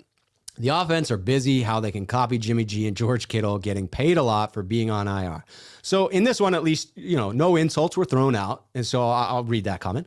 I think it's fair to critique players that are continually injured and to critique the front office for the decision to move forward with those players as a critical part of your structure. At some point, you have to question, what is the front office doing? What are they doing? Some of these moves are atrocious. All right. I think this is sadness from the Giants' loss was not being able to work today. And Fable says, I feel you, man. If I had a job right now, I would have called in too. Yep. I think a lot of people are calling in, trying not to be at work because that was sad. That was a sad ending last night. Jose talking about what GM would come here with no picks. They would have to make some crazy trades, right? That's a fair question. This is a talented team, so it will be a fun one to coach. From a GM perspective, you are missing a lot of your assets that are needed to build this team. Can you attract key free agents next offseason? You'll have some cap dollars once you let go of Jimmy G. It's a tougher spot for an incoming GM than it would be for an incoming coach. No doubt about it. Luke Walsh talking about, is 3 first-round picks a lot to spend on a lanky fullback? Yes, Luke. Yes, it is. And if that's the way we use him, that's sad. Delcio Castillo says, we need a lot of help at cornerback, man. I would agree, although shout out to Emmanuel Mosley. E-Man playing lights out. Really pretty phenomenal. Really pretty phenomenal. We're catching up here because we skipped some comments, but Jacob's saying, what's going on with Sherfield? Is he hurt? I think that he is way better than Benjamin. I would agree. I think that was matchup dependent. Again, pardon me while I turn off my camera for just 1 second. I will be right back and I will continue talking. I think that was Shanahan getting too cute. I think that Shanahan definitely thought, I can bring in Travis Benjamin, add that speed element to my offense, and not lose anything by not having Brandon Ayuk running those routes or not having Trent Sherfield run those. And I think that he got too cute. You don't bring someone up off of the practice squad and count on meaningful reps. That's not the way it's done. Wasn't Travis Benjamin out of the league last year? Didn't he take 2020 off? So you're telling me the very first snaps he gets coming back are critical in a critical matchup, and you're sitting another player who has been playing to that point? It's wild to me, man. It is wild. Going to Don here. Don says, why fire Lynch? He's why the defense is consistently good. That's a great point. Fire Kyle. Let John hire the next head coach. I tend to think that it will go the other way around, but that's a powerful argument of who's responsible for building up this defense, because it is elite. It is elite. All right. Kajukin says, I'm tired of the same good, some bad comments from Kyle. That's true. He needs to be specific. He needs to call out what are the areas. And I keep beating this drum. He needs to take accountability. Waruna, what's up, Waruna? So can I say 2 negative comments when multiplied, they become positive? Yes, absolutely. 2 negative comments in the same comment then becomes a positive comment. No, negative comments are totally accepted on this show. Critiques are totally fair. The only thing that probably won't make it up unless I miss it is name calling, just because I'm not a fan of it. Like, I don't need to tear someone else down in order to try and build myself up or to try and make my point. I will occasionally, in frustration, let something slip. And I'm not critiquing anyone who does, use names to describe someone. That's totally up to yourself. It's just a personal choice for me that I can't get negative. I got to stay positive. And if I want to stay positive, I got to stay away from those comments that really get me into the bringing it down. Yes. So people calling out Waruna, your logic is sound there, as well as your math. Your math and your logic are very sound. Tony talking about, I wish the 49ers could bring in Gary Kubiak to stand over Kyle's shoulder, handle game clock management, and work with Trey Lance on the finer aspects of West Coast quarterbacking. It does feel as if Kyle is wearing too many hats at this point, that he is trying to still be the offensive coordinator and lacking at his head coaching duties. Tony, I agree. He needs some help. He needs something. He needs someone in the room to help him realize where this team needs to get to. It's unbelievable.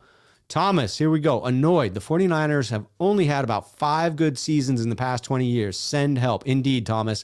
It is a sad fact how many losing seasons the 49ers have had. It has been a painful run for us faithful, especially those faithful, if you're like me, that you're an optimist. Every offseason, you try to find those things to hang your hat on that say to you, yes, this will be a good team. And only being right about that 4 out of 20 times is painful, especially when all the ingredients are there. All the ingredients are there this year for the 49ers to be a talented team, to be competing. It's evident on the field. We can all see it. They just can't get over the hump. It's killing me, Kyle. It is killing me. I need you to step up.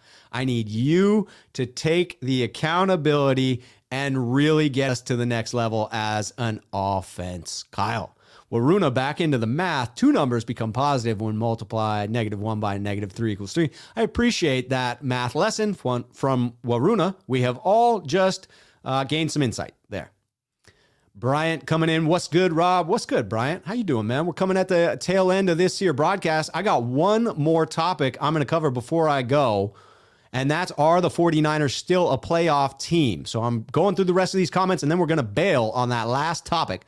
Are the 49ers still a playoff team? Raul says, at least Jimmy throws the ball backwards and looks handsome while doing it. There's truth to that. Jimmy is handsome, hell of a jawline. And even when he's not looking great on the field, he's looking good on the field. How do you do that, Jimmy? How do you do that? Hey, he's got the salt and pepper hair going right now, man. I feel like we have aged Jimmy significantly, and we should take some accountability for that, 49ers fans. Julio talking about can't wait to make Mike McGlinchey the highest paid right tackle. He is on that 5th-year option for next year.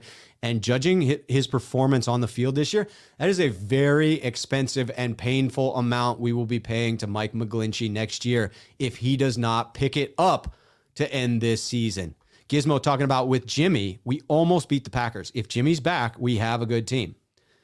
I would agree that if Jimmy is back and playing at the level he was playing against Green Bay, and the defense continues to play at the level they played the last 2 games, we can beat a lot of teams. A lot of teams. We are a good team if that's the case. But so far, the Niners have given us nothing to believe that they will be consistent for 4 quarters, that they can put it all together. It feels as though when something goes right, once they screw the wheels back on the driver's side, the passenger wheels fall off. Something new raises its ugly head, and we have a new problem to deal with, or a new injury, or Shanahan doing something that is completely unpredictable. It is crazy. Julio talking about Gizmo. That's a weird way of saying Jimmy is why we lost to the Packers. I don't know. Jimmy had us up with 37 seconds to go, people. It felt like we let that one slip away. It felt like we've let a couple of these slip away. Julio talking about also with Trey, we almost beat the Cardinals, who have a better record than the Packers. So sorry, but very poor logic. I don't think that it was a Jimmy over Trey stance. I think it was a Jimmy the way Kyle operates him within his offense stance. I think that most of us can agree on Trey's talent, what we've seen, that there is something there. But I think, and I don't know if I'm putting words in Gizmo's mouth here, but the way I feel about it is that Shanahan is using Trey unsuccessfully at this point. And that's the frustrating thing. It feels as though he knows Jimmy's strengths and weaknesses and seems to use him pretty accordingly, that he plays to Jimmy's strengths. Why not do the same with Trey? Perhaps it's because he feels he's not ready. Brian talking about Rob, they need to get Kyle and Lynch help. It feels as if they need help, but if they're going to stay in the building, who's going to come in with any accountability, with any ability to say no to either one of those players? You got to get someone who has some power in the building. John talking about Rob. I chatted with Eric Davis, and he said he's available to coach the Niners in whatever they want him for. Eric would be good for DBs. I like it, but I have to say up to this point, the defense hasn't really been the issue, right? They have played up to or better than what we would have expected given the way in which the season has played out. Gizmo talking response. Jimmy put us ahead with 37 seconds. Montana put us ahead with 51 in the catch game. Defense should have closed it out. I have to agree with that. No question. Lapaka Lolo talking about gotta go. Love your video live stream. Just subscribed. Hey, if you're headed out the door, we've been going for a long time, man. You can come back and finish the video later. Just subscribe on your way out. I appreciate it, people. I appreciate you hanging out. Smooth Trucking talking about I'm going all in on Kyle because I believe he'll get back into his groove, back into his bag, if you will. I definitely hope he does. I'm so excited for Lance. So excited for Lance. I am too, Smooth. I am too. I wasn't excited with the way in which he was used, but goddamn if I wasn't excited what jumped off the page to me. There is some talent there, no doubt about it. Compliment here, appreciate that. Guapiano ENT says, love the show, Rob. Glad to see you with your own channel. Indeed, get in here, get subscribed. Jason Walsh he's subscribed. He loves it. Waruna talking about, I agree with making McGlinchey the highest paid right tackle, only if we make Jalen Hurd wide receiver number 1. Some sarcasm laid on thick from Waruna there. Yes, it appears, sadly, that we have another year where Jalen Hurd may not play a single snap in the NFL. It was probably time to let him go in the offseason. I'll admit I was rooting for him. I continue to root for him. There's a lot of time left. We could see a resurgence. We could see a timeline where all of a sudden they say, hey, it looks like in 3 more weeks that knee's healing up. We've heard nothing so far. It feels like it'll be another season for poor Jalen Hurd. That's rough. Michael Gallego talking about it seems like Lynch built the defense and Kyle built the offense, and Jed knows it. Maybe Jed should turn over all roster decisions to Lynch. If they're not currently with Lynch at this point in time, they should be. But he's had his fair share of strikeouts as well. He's missed on a lot of these picks. It has been painful from an asset allocation standpoint.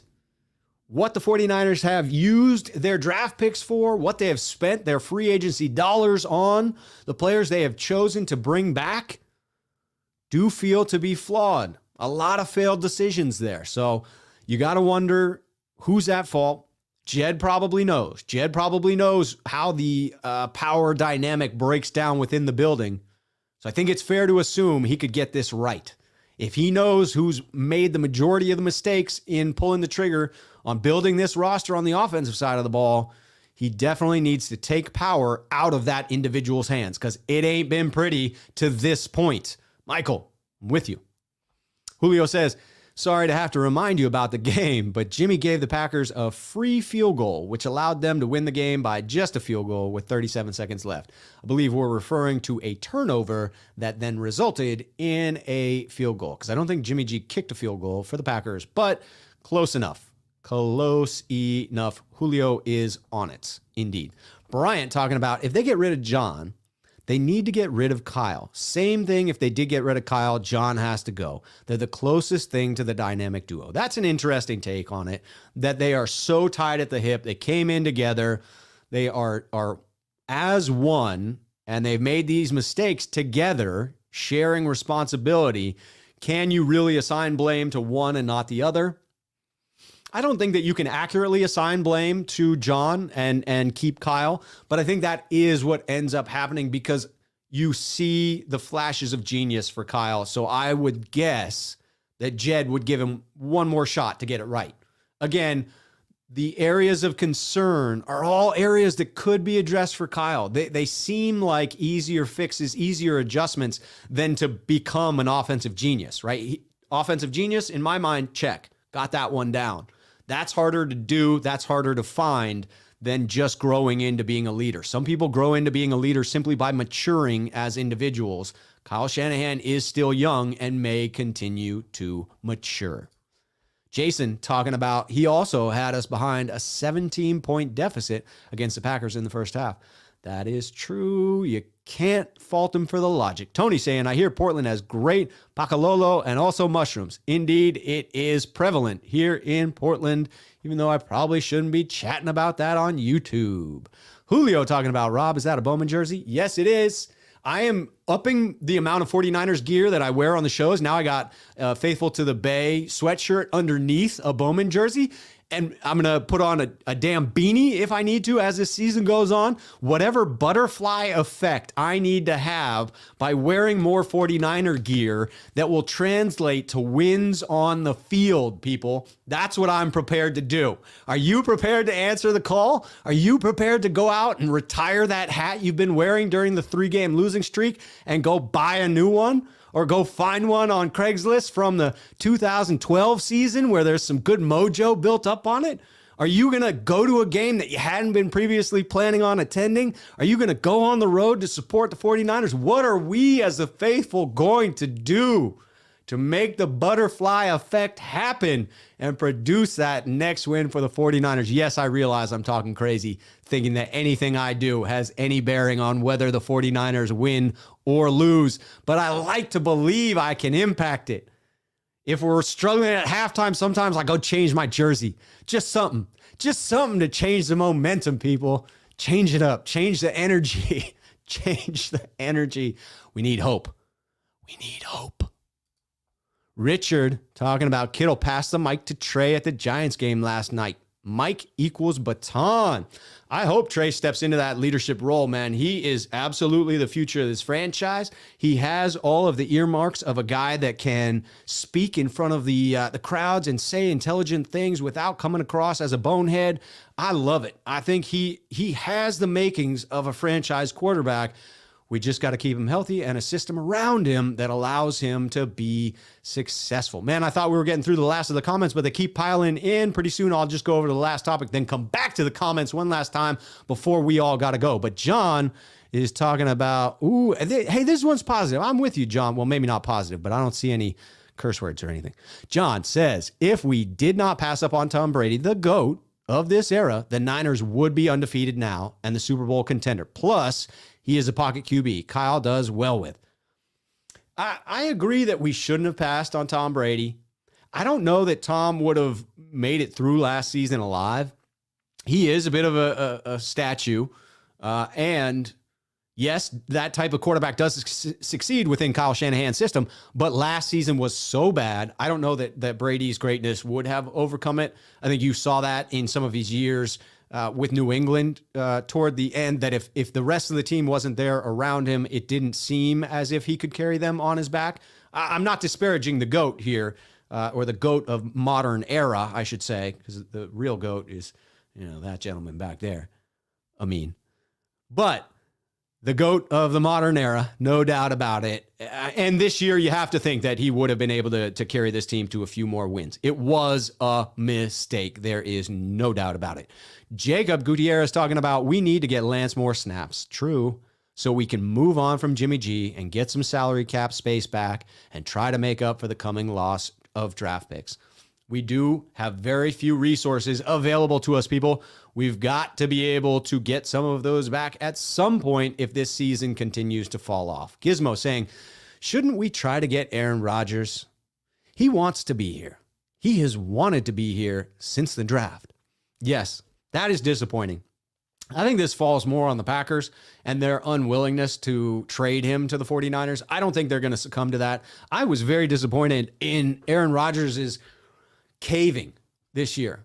Yes, he renegotiated his deal, but it's not an airtight renegotiation. He finds himself in very much the same situation where he does not control his own destiny heading into next season. The Packers still have that 1 year on the contract remaining where they control it. I think he got more leverage on where he could be traded to, but again, they could play hardball with him if they want to. I don't think he can force his way out of Green Bay, and I think he showed this year that he was bluffing. I didn't think he was. I thought he had resolve, and yet they called his bluff, and here he is.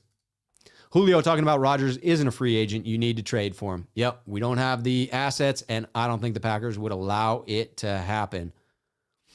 Julio talking about, you also can't just pretend Trey wasn't drafted.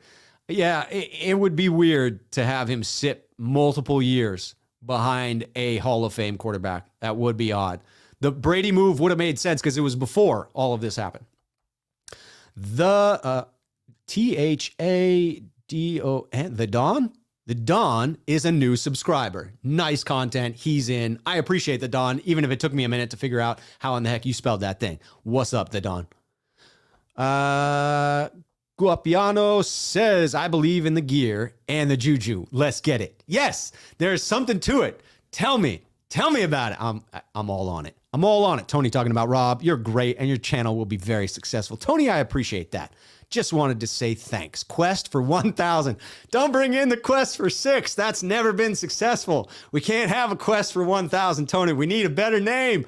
We can't have the quest for 6 polluting this. Oh, God. That just has not materialized for the 49ers. That's been painful. Julio talking about Rob going to be decked out in red and gold till you can't see him on the camera. Pretty soon it's just going to be red and gold. It's just going to be stacks of 49ers gear as we ride out this 11-game losing streak. I'm kidding. We are going to get it back. We're going to turn this thing around. Gizmo talking about, I suggest you read only the comments that are at Rob Shoe to stream. That's a good one. I need to learn that one, and maybe the next time around we'll go at Rob Shoe. That way I can go through and read those. I may even be able to filter by those. I'll have to talk to someone who's a bit more experienced so that we can keep it going, because the pace is key. I love answering the questions, but I also appreciate that you guys want the pace to be kept up. Bryant talking about, I like Rob's show. Thank you, Bryant. He reads comments and interacts very well with the chat, one by one. And if we can get it to the point where everyone's addressing it to at Rob Shoe, then I'll know that the comments are addressed to me and the questions to me. And then we can skip some of those ones that are just people responding to other people. Even though that's fantastic, I appreciate all the interaction in the chat, always and forever. Always and forever. All right, Tony says, no way Tom Brady could coexist with Kyle Shanahan. Kyle is too much of a control freak. Imagine Brady yelling at Kyle on camera about his play calls. It wouldn't work. I have to agree that it seems that there wouldn't be enough room in any room to have those two egos underneath the same roof. And I felt the same way about Aaron Rodgers. That's one of those you have to wonder. Fable talking about, thanks for the show. Have a great weekend. I most definitely will. This is my pre-birthday weekend coming up. I have to go find the source of this bacon I keep smelling. Bacon is life. Yes, go find the bacon, Fable. I don't know where you are, but bacon cannot be far off. All right, here we go. Just a couple more comments, and then we are going to the last topic, and we are ending this thing once and for all because we've been going. We've just been going. We're past 2 hours. Oh, man, I just hit my Frank Gore jersey over here. You can't see the Gore jersey, but right here is my man, Frank Gore. Frank in the house. Can't fit it into the frame. Can't fit it. Guapiano saying, I agree with Tony very much. He is too arrogant to let somebody else take the credit for success. It's fair to wonder. Hopefully that's not the case when Trey becomes so great that he has an ego. Chester saying, oh, wow, I was at the Carolina game in 2013. Yes, that was a phenomenal game, and the Carolina fans are fantastic. I just want to say the contrast between Panther fans who have that South mentality and just very welcoming versus the Seattle fans, night and day. Night and day. Seattle, grow up. Be better as fans. 49ers fans, if you're a bad fan, be a better fan. Be nice. Be nice to the people. Bryant talking about, I can't really do the super chat, but it's nice that Rob has a cool show and reads everyone's comments. I'm trying, man, and I will try to keep that in even if we do get to that 1,000 and have the super chats because I like the interaction. I'll have shows that are specific to the comments like this one where everybody gets to say what's up. What's up, Shane? Happy birthday. Thank you very much. Appreciate that. Julio, Bot, everybody wishing me happy birthday. I love it. I'm going to be 43. I'm freaking old. All right. That's the last of the comments. We may get a couple in before we go. This is the last topic that we're going to end on. I should probably take that happy birthday from the bot off of the screen there. Bryant as well. A nod. Appreciate that, my man.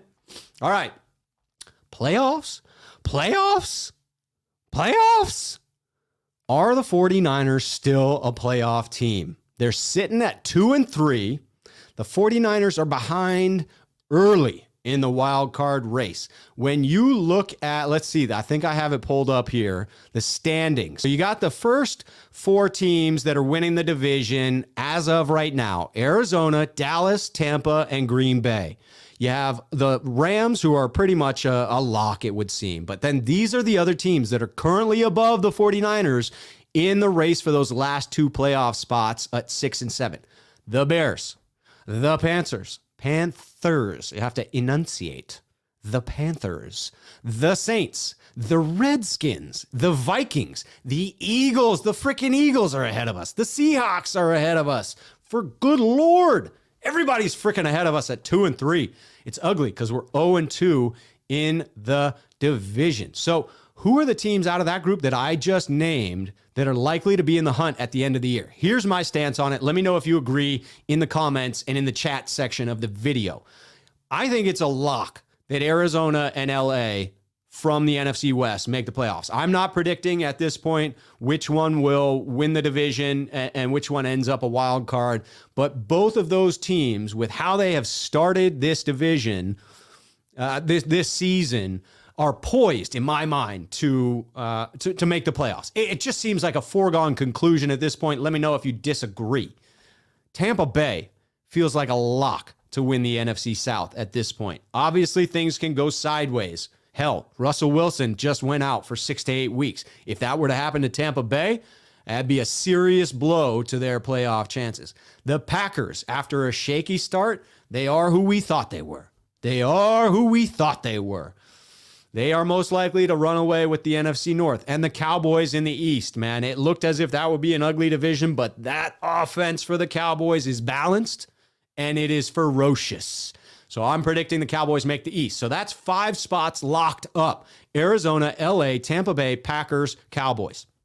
That leaves 2 playoff spots remaining. The 49ers are fighting with, in my mind, a few other teams that I think they have to be worried about. These are the teams I'm less worried about. These are the teams out of what I just read that I think will probably fall off at some point. Chicago.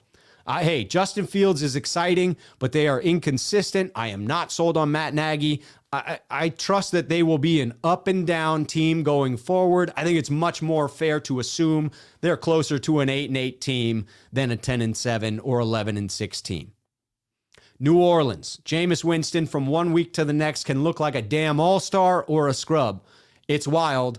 Even though they have Alvin Kamara, and I love him on my fantasy team, I still think they're an inconsistent team. They will win some, they will lose some. Washington can't get it together on defense. Man, we all thought that Washington defense was going to be ferocious. It has been a bit of hot garbage to begin this season. They don't have an answer at quarterback. It seems a stretch that Washington will compete at the end of the year. Philly, another up and down team. They seem to really be focused on the short passing game, and if they are unable to take the next step with their young quarterback and get him to push the ball down the field a bit more frequently, I think defenses know what they're up against now. Again, I see that more as an 8-9, 9-8 team than 10-7, 11-6, which I believe is what it's going to require to make it into the playoffs for the 49ers. And the last one that I don't think we have to be too worried about is Seattle. Now, I can sense 49ers fans getting anxious when you write off Seattle, because that team has been written off more times than I can count over the last decade, and every year they're freaking competitive. So I don't put it past them, but they've never been without Russell Wilson in that time frame. He has been the consistent factor that has always dragged that team above average. He's currently out for an extended period of time. I think that takes Seattle out of the running, at least slightly. So that leaves me believing that there are two teams the 49ers are legitimately competing against for those last two spots. So there are three teams vying for two spots in my book. And if you weren't following along, that leaves the Minnesota Vikings and the Carolina Panthers. The Carolina Panthers have what appears to be an elite defense this year. They are no joke. They will get a few of the pieces they lost back. They have been aggressive in pursuit of trades. Sam Darnold has been a serviceable quarterback to this point.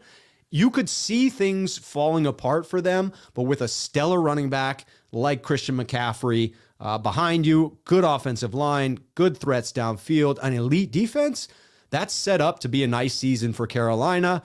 You also have an easier schedule for them coming out.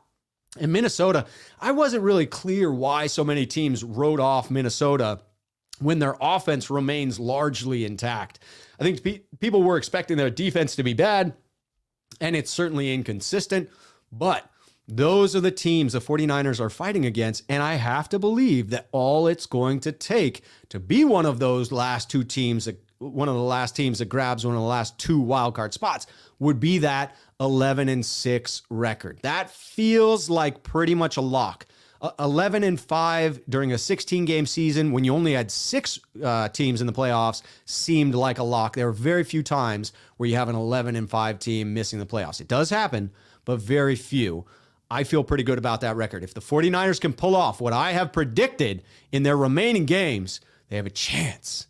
So you're telling me there's a chance. That's all we need for a little bit of hope to stay positive. To stay positive, 49ers fans. All right, I'm going to wrap this up with a few of these comments that came in, and then we'll go from there. People talking about happy birthday, old man. I love it. More subscribers.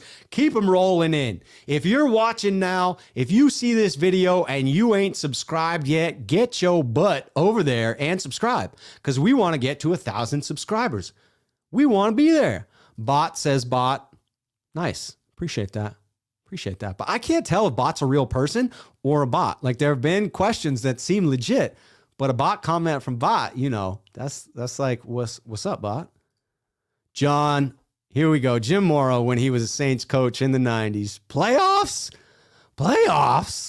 Yes, that was my impersonation, John. I'm glad you enjoyed it. Jason is with me, the Panthers. John, I think, is predicting the Seahawks. I would agree that you can't count them out, man. It's tough. They do find a way. I think he even says that there. Seahawks find a way to be in the playoffs every year, even when they are complete trash. I cannot refute that statement. The only counter I have to it is they've never done it without Russell Wilson, and he is out for some considerable time. Future GOAT talking about Grant Cohn impression is on point. Playoffs. Yes, indeed. I've stolen the idea of being somewhat similar to Grant. I think we have similar personality styles in how crazy we are and can be when we are improving. John talking about, we already called that one up. Gizmo, the defense is playing great. We got Elijah back, getting Ayuk playing. If Jimmy is healthy, we can contend as the division eats itself. Gizmo, please tell me you're right about that. I need you to be right about that. I need some hope. I need hope. I need some hope. So please tell me you are correct, sir. Jason talking about, Tampa Bay got a great schedule after winning the Super Bowl. How convenient. It's tough, but they are pretty damn talented. Even with a rough schedule, you would think they'd make it back to the playoffs and be considered one of the favorites to return as champion. Brian talking about we should trade everything for Aaron Rodgers. Literally the kitchen sink. Give them Levi's Stadium. They can have it. Take it. Just give us A-Rod, please. Golden Gate Bridge. Everything for Rodgers. Throw in the Bay Bridge while you're at it. Even the new section with lights on it. Throw it all in to get Rodgers. No, I'm still on the Trey Lance train. What I saw gave me hope. It gave me optimism. That's where I'm choosing to hang my hat. He is the future of this organization. We can't wait for what Gizmo points out, Rodgers being a free agent in 2023. If we are still unsure about Trey at that point, then pursue him with a fervor. But man, you got to hope that we have developed a rookie before 2023 rolls around. If we haven't, it could be very dire circumstances for the 49ers. Smooth trucking. Go Niners. Love you, Rob. Love the 49er faithful as well, man. My love out to every 49er fan, especially those who are optimistic like myself. Future Goat says, I have a starting 5-5 and ending 11-6.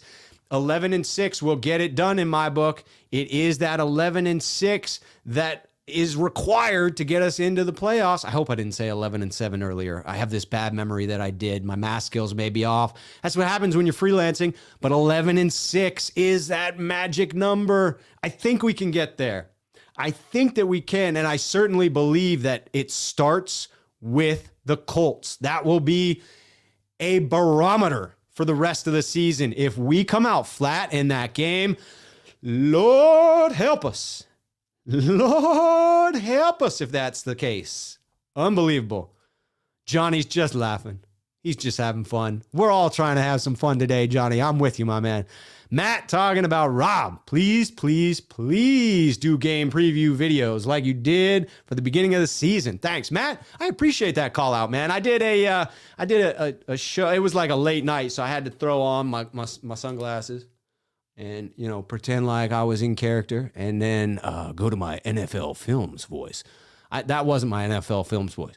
When the 49ers take the field. Yes, I will try to get those out there because I like writing poetry like I did for that one, where there's a certain something to the words as they spill off the paper and then using it as motivation for this team to lift up their spirits, lift up the faithful. That's what I'm here to do.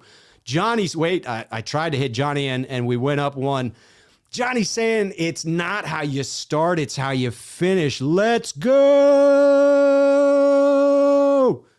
Yes, optimism is where I am at today, even if I lose it soon. Guapiano says, just heard Matt Mayoko say he thinks heavily that Banana Hand starts Jimmy next week. I heard that on his podcast yesterday when I was out for a walk. I was listening to that. About to pull my hair out. I already did. I pulled it all out. Kyle has made me bald. It's unbelievable. No, the 49ers did that to me years ago.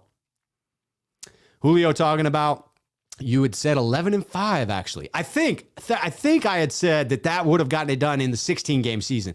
But if I said it again, then damn it. Hopefully I didn't. Hopefully when I go to rewatch it, that's not the case. But, you know, it is what it is.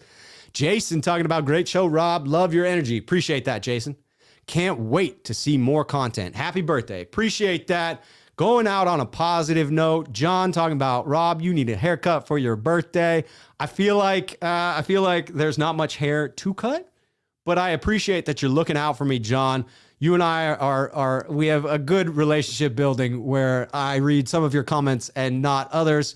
But it feels as if I'm winning you over to the positive side, John. That's what I'm trying. I'm going to drag you over to the positive side because that's where we need the 49er faithful to be. I need 49er faithful riding on the bus with me in week 7 when we ride into Indianapolis and beat the Colts. It's not in Indianapolis. It's actually at Levi's Stadium. So don't go to Indianapolis. Go to Levi's and win there. We need the faithful to be loud, to be enthusiastic, to not give George Kittle grief for being injured on their fantasy team, and to lift them up. I do want to end on a positive, so hopefully this is the comment that does it. The Future Goat says, great show, Rob. I will be tuning into every show now. I'm about to go play pool with some friends. Have a great day. You too, my friend. You too. Great show. Love being here. Go play some pool with your friends, people. Go get out of here. Go have yourself a fantastic weekend. I will do my damnedest to make a pregame video where I come back on, even if it's pre-recorded, but I'll try to do a live where it's me attempting to fire up the faithful because I think we need it. We need the 49er faithful to carry the team for a bit. We need the positive mo. We need the momentum. All right, faithful, this has been a blast. I enjoy all of you. Callie J coming in. Best show. Please come back. If you haven't subscribed, head over there and do that, man. Until next time, 49er faithful, stay positive. Know that there are other people out here like myself that are trying to do the same, and we will win this thing together, y'all. Have a happy weekend.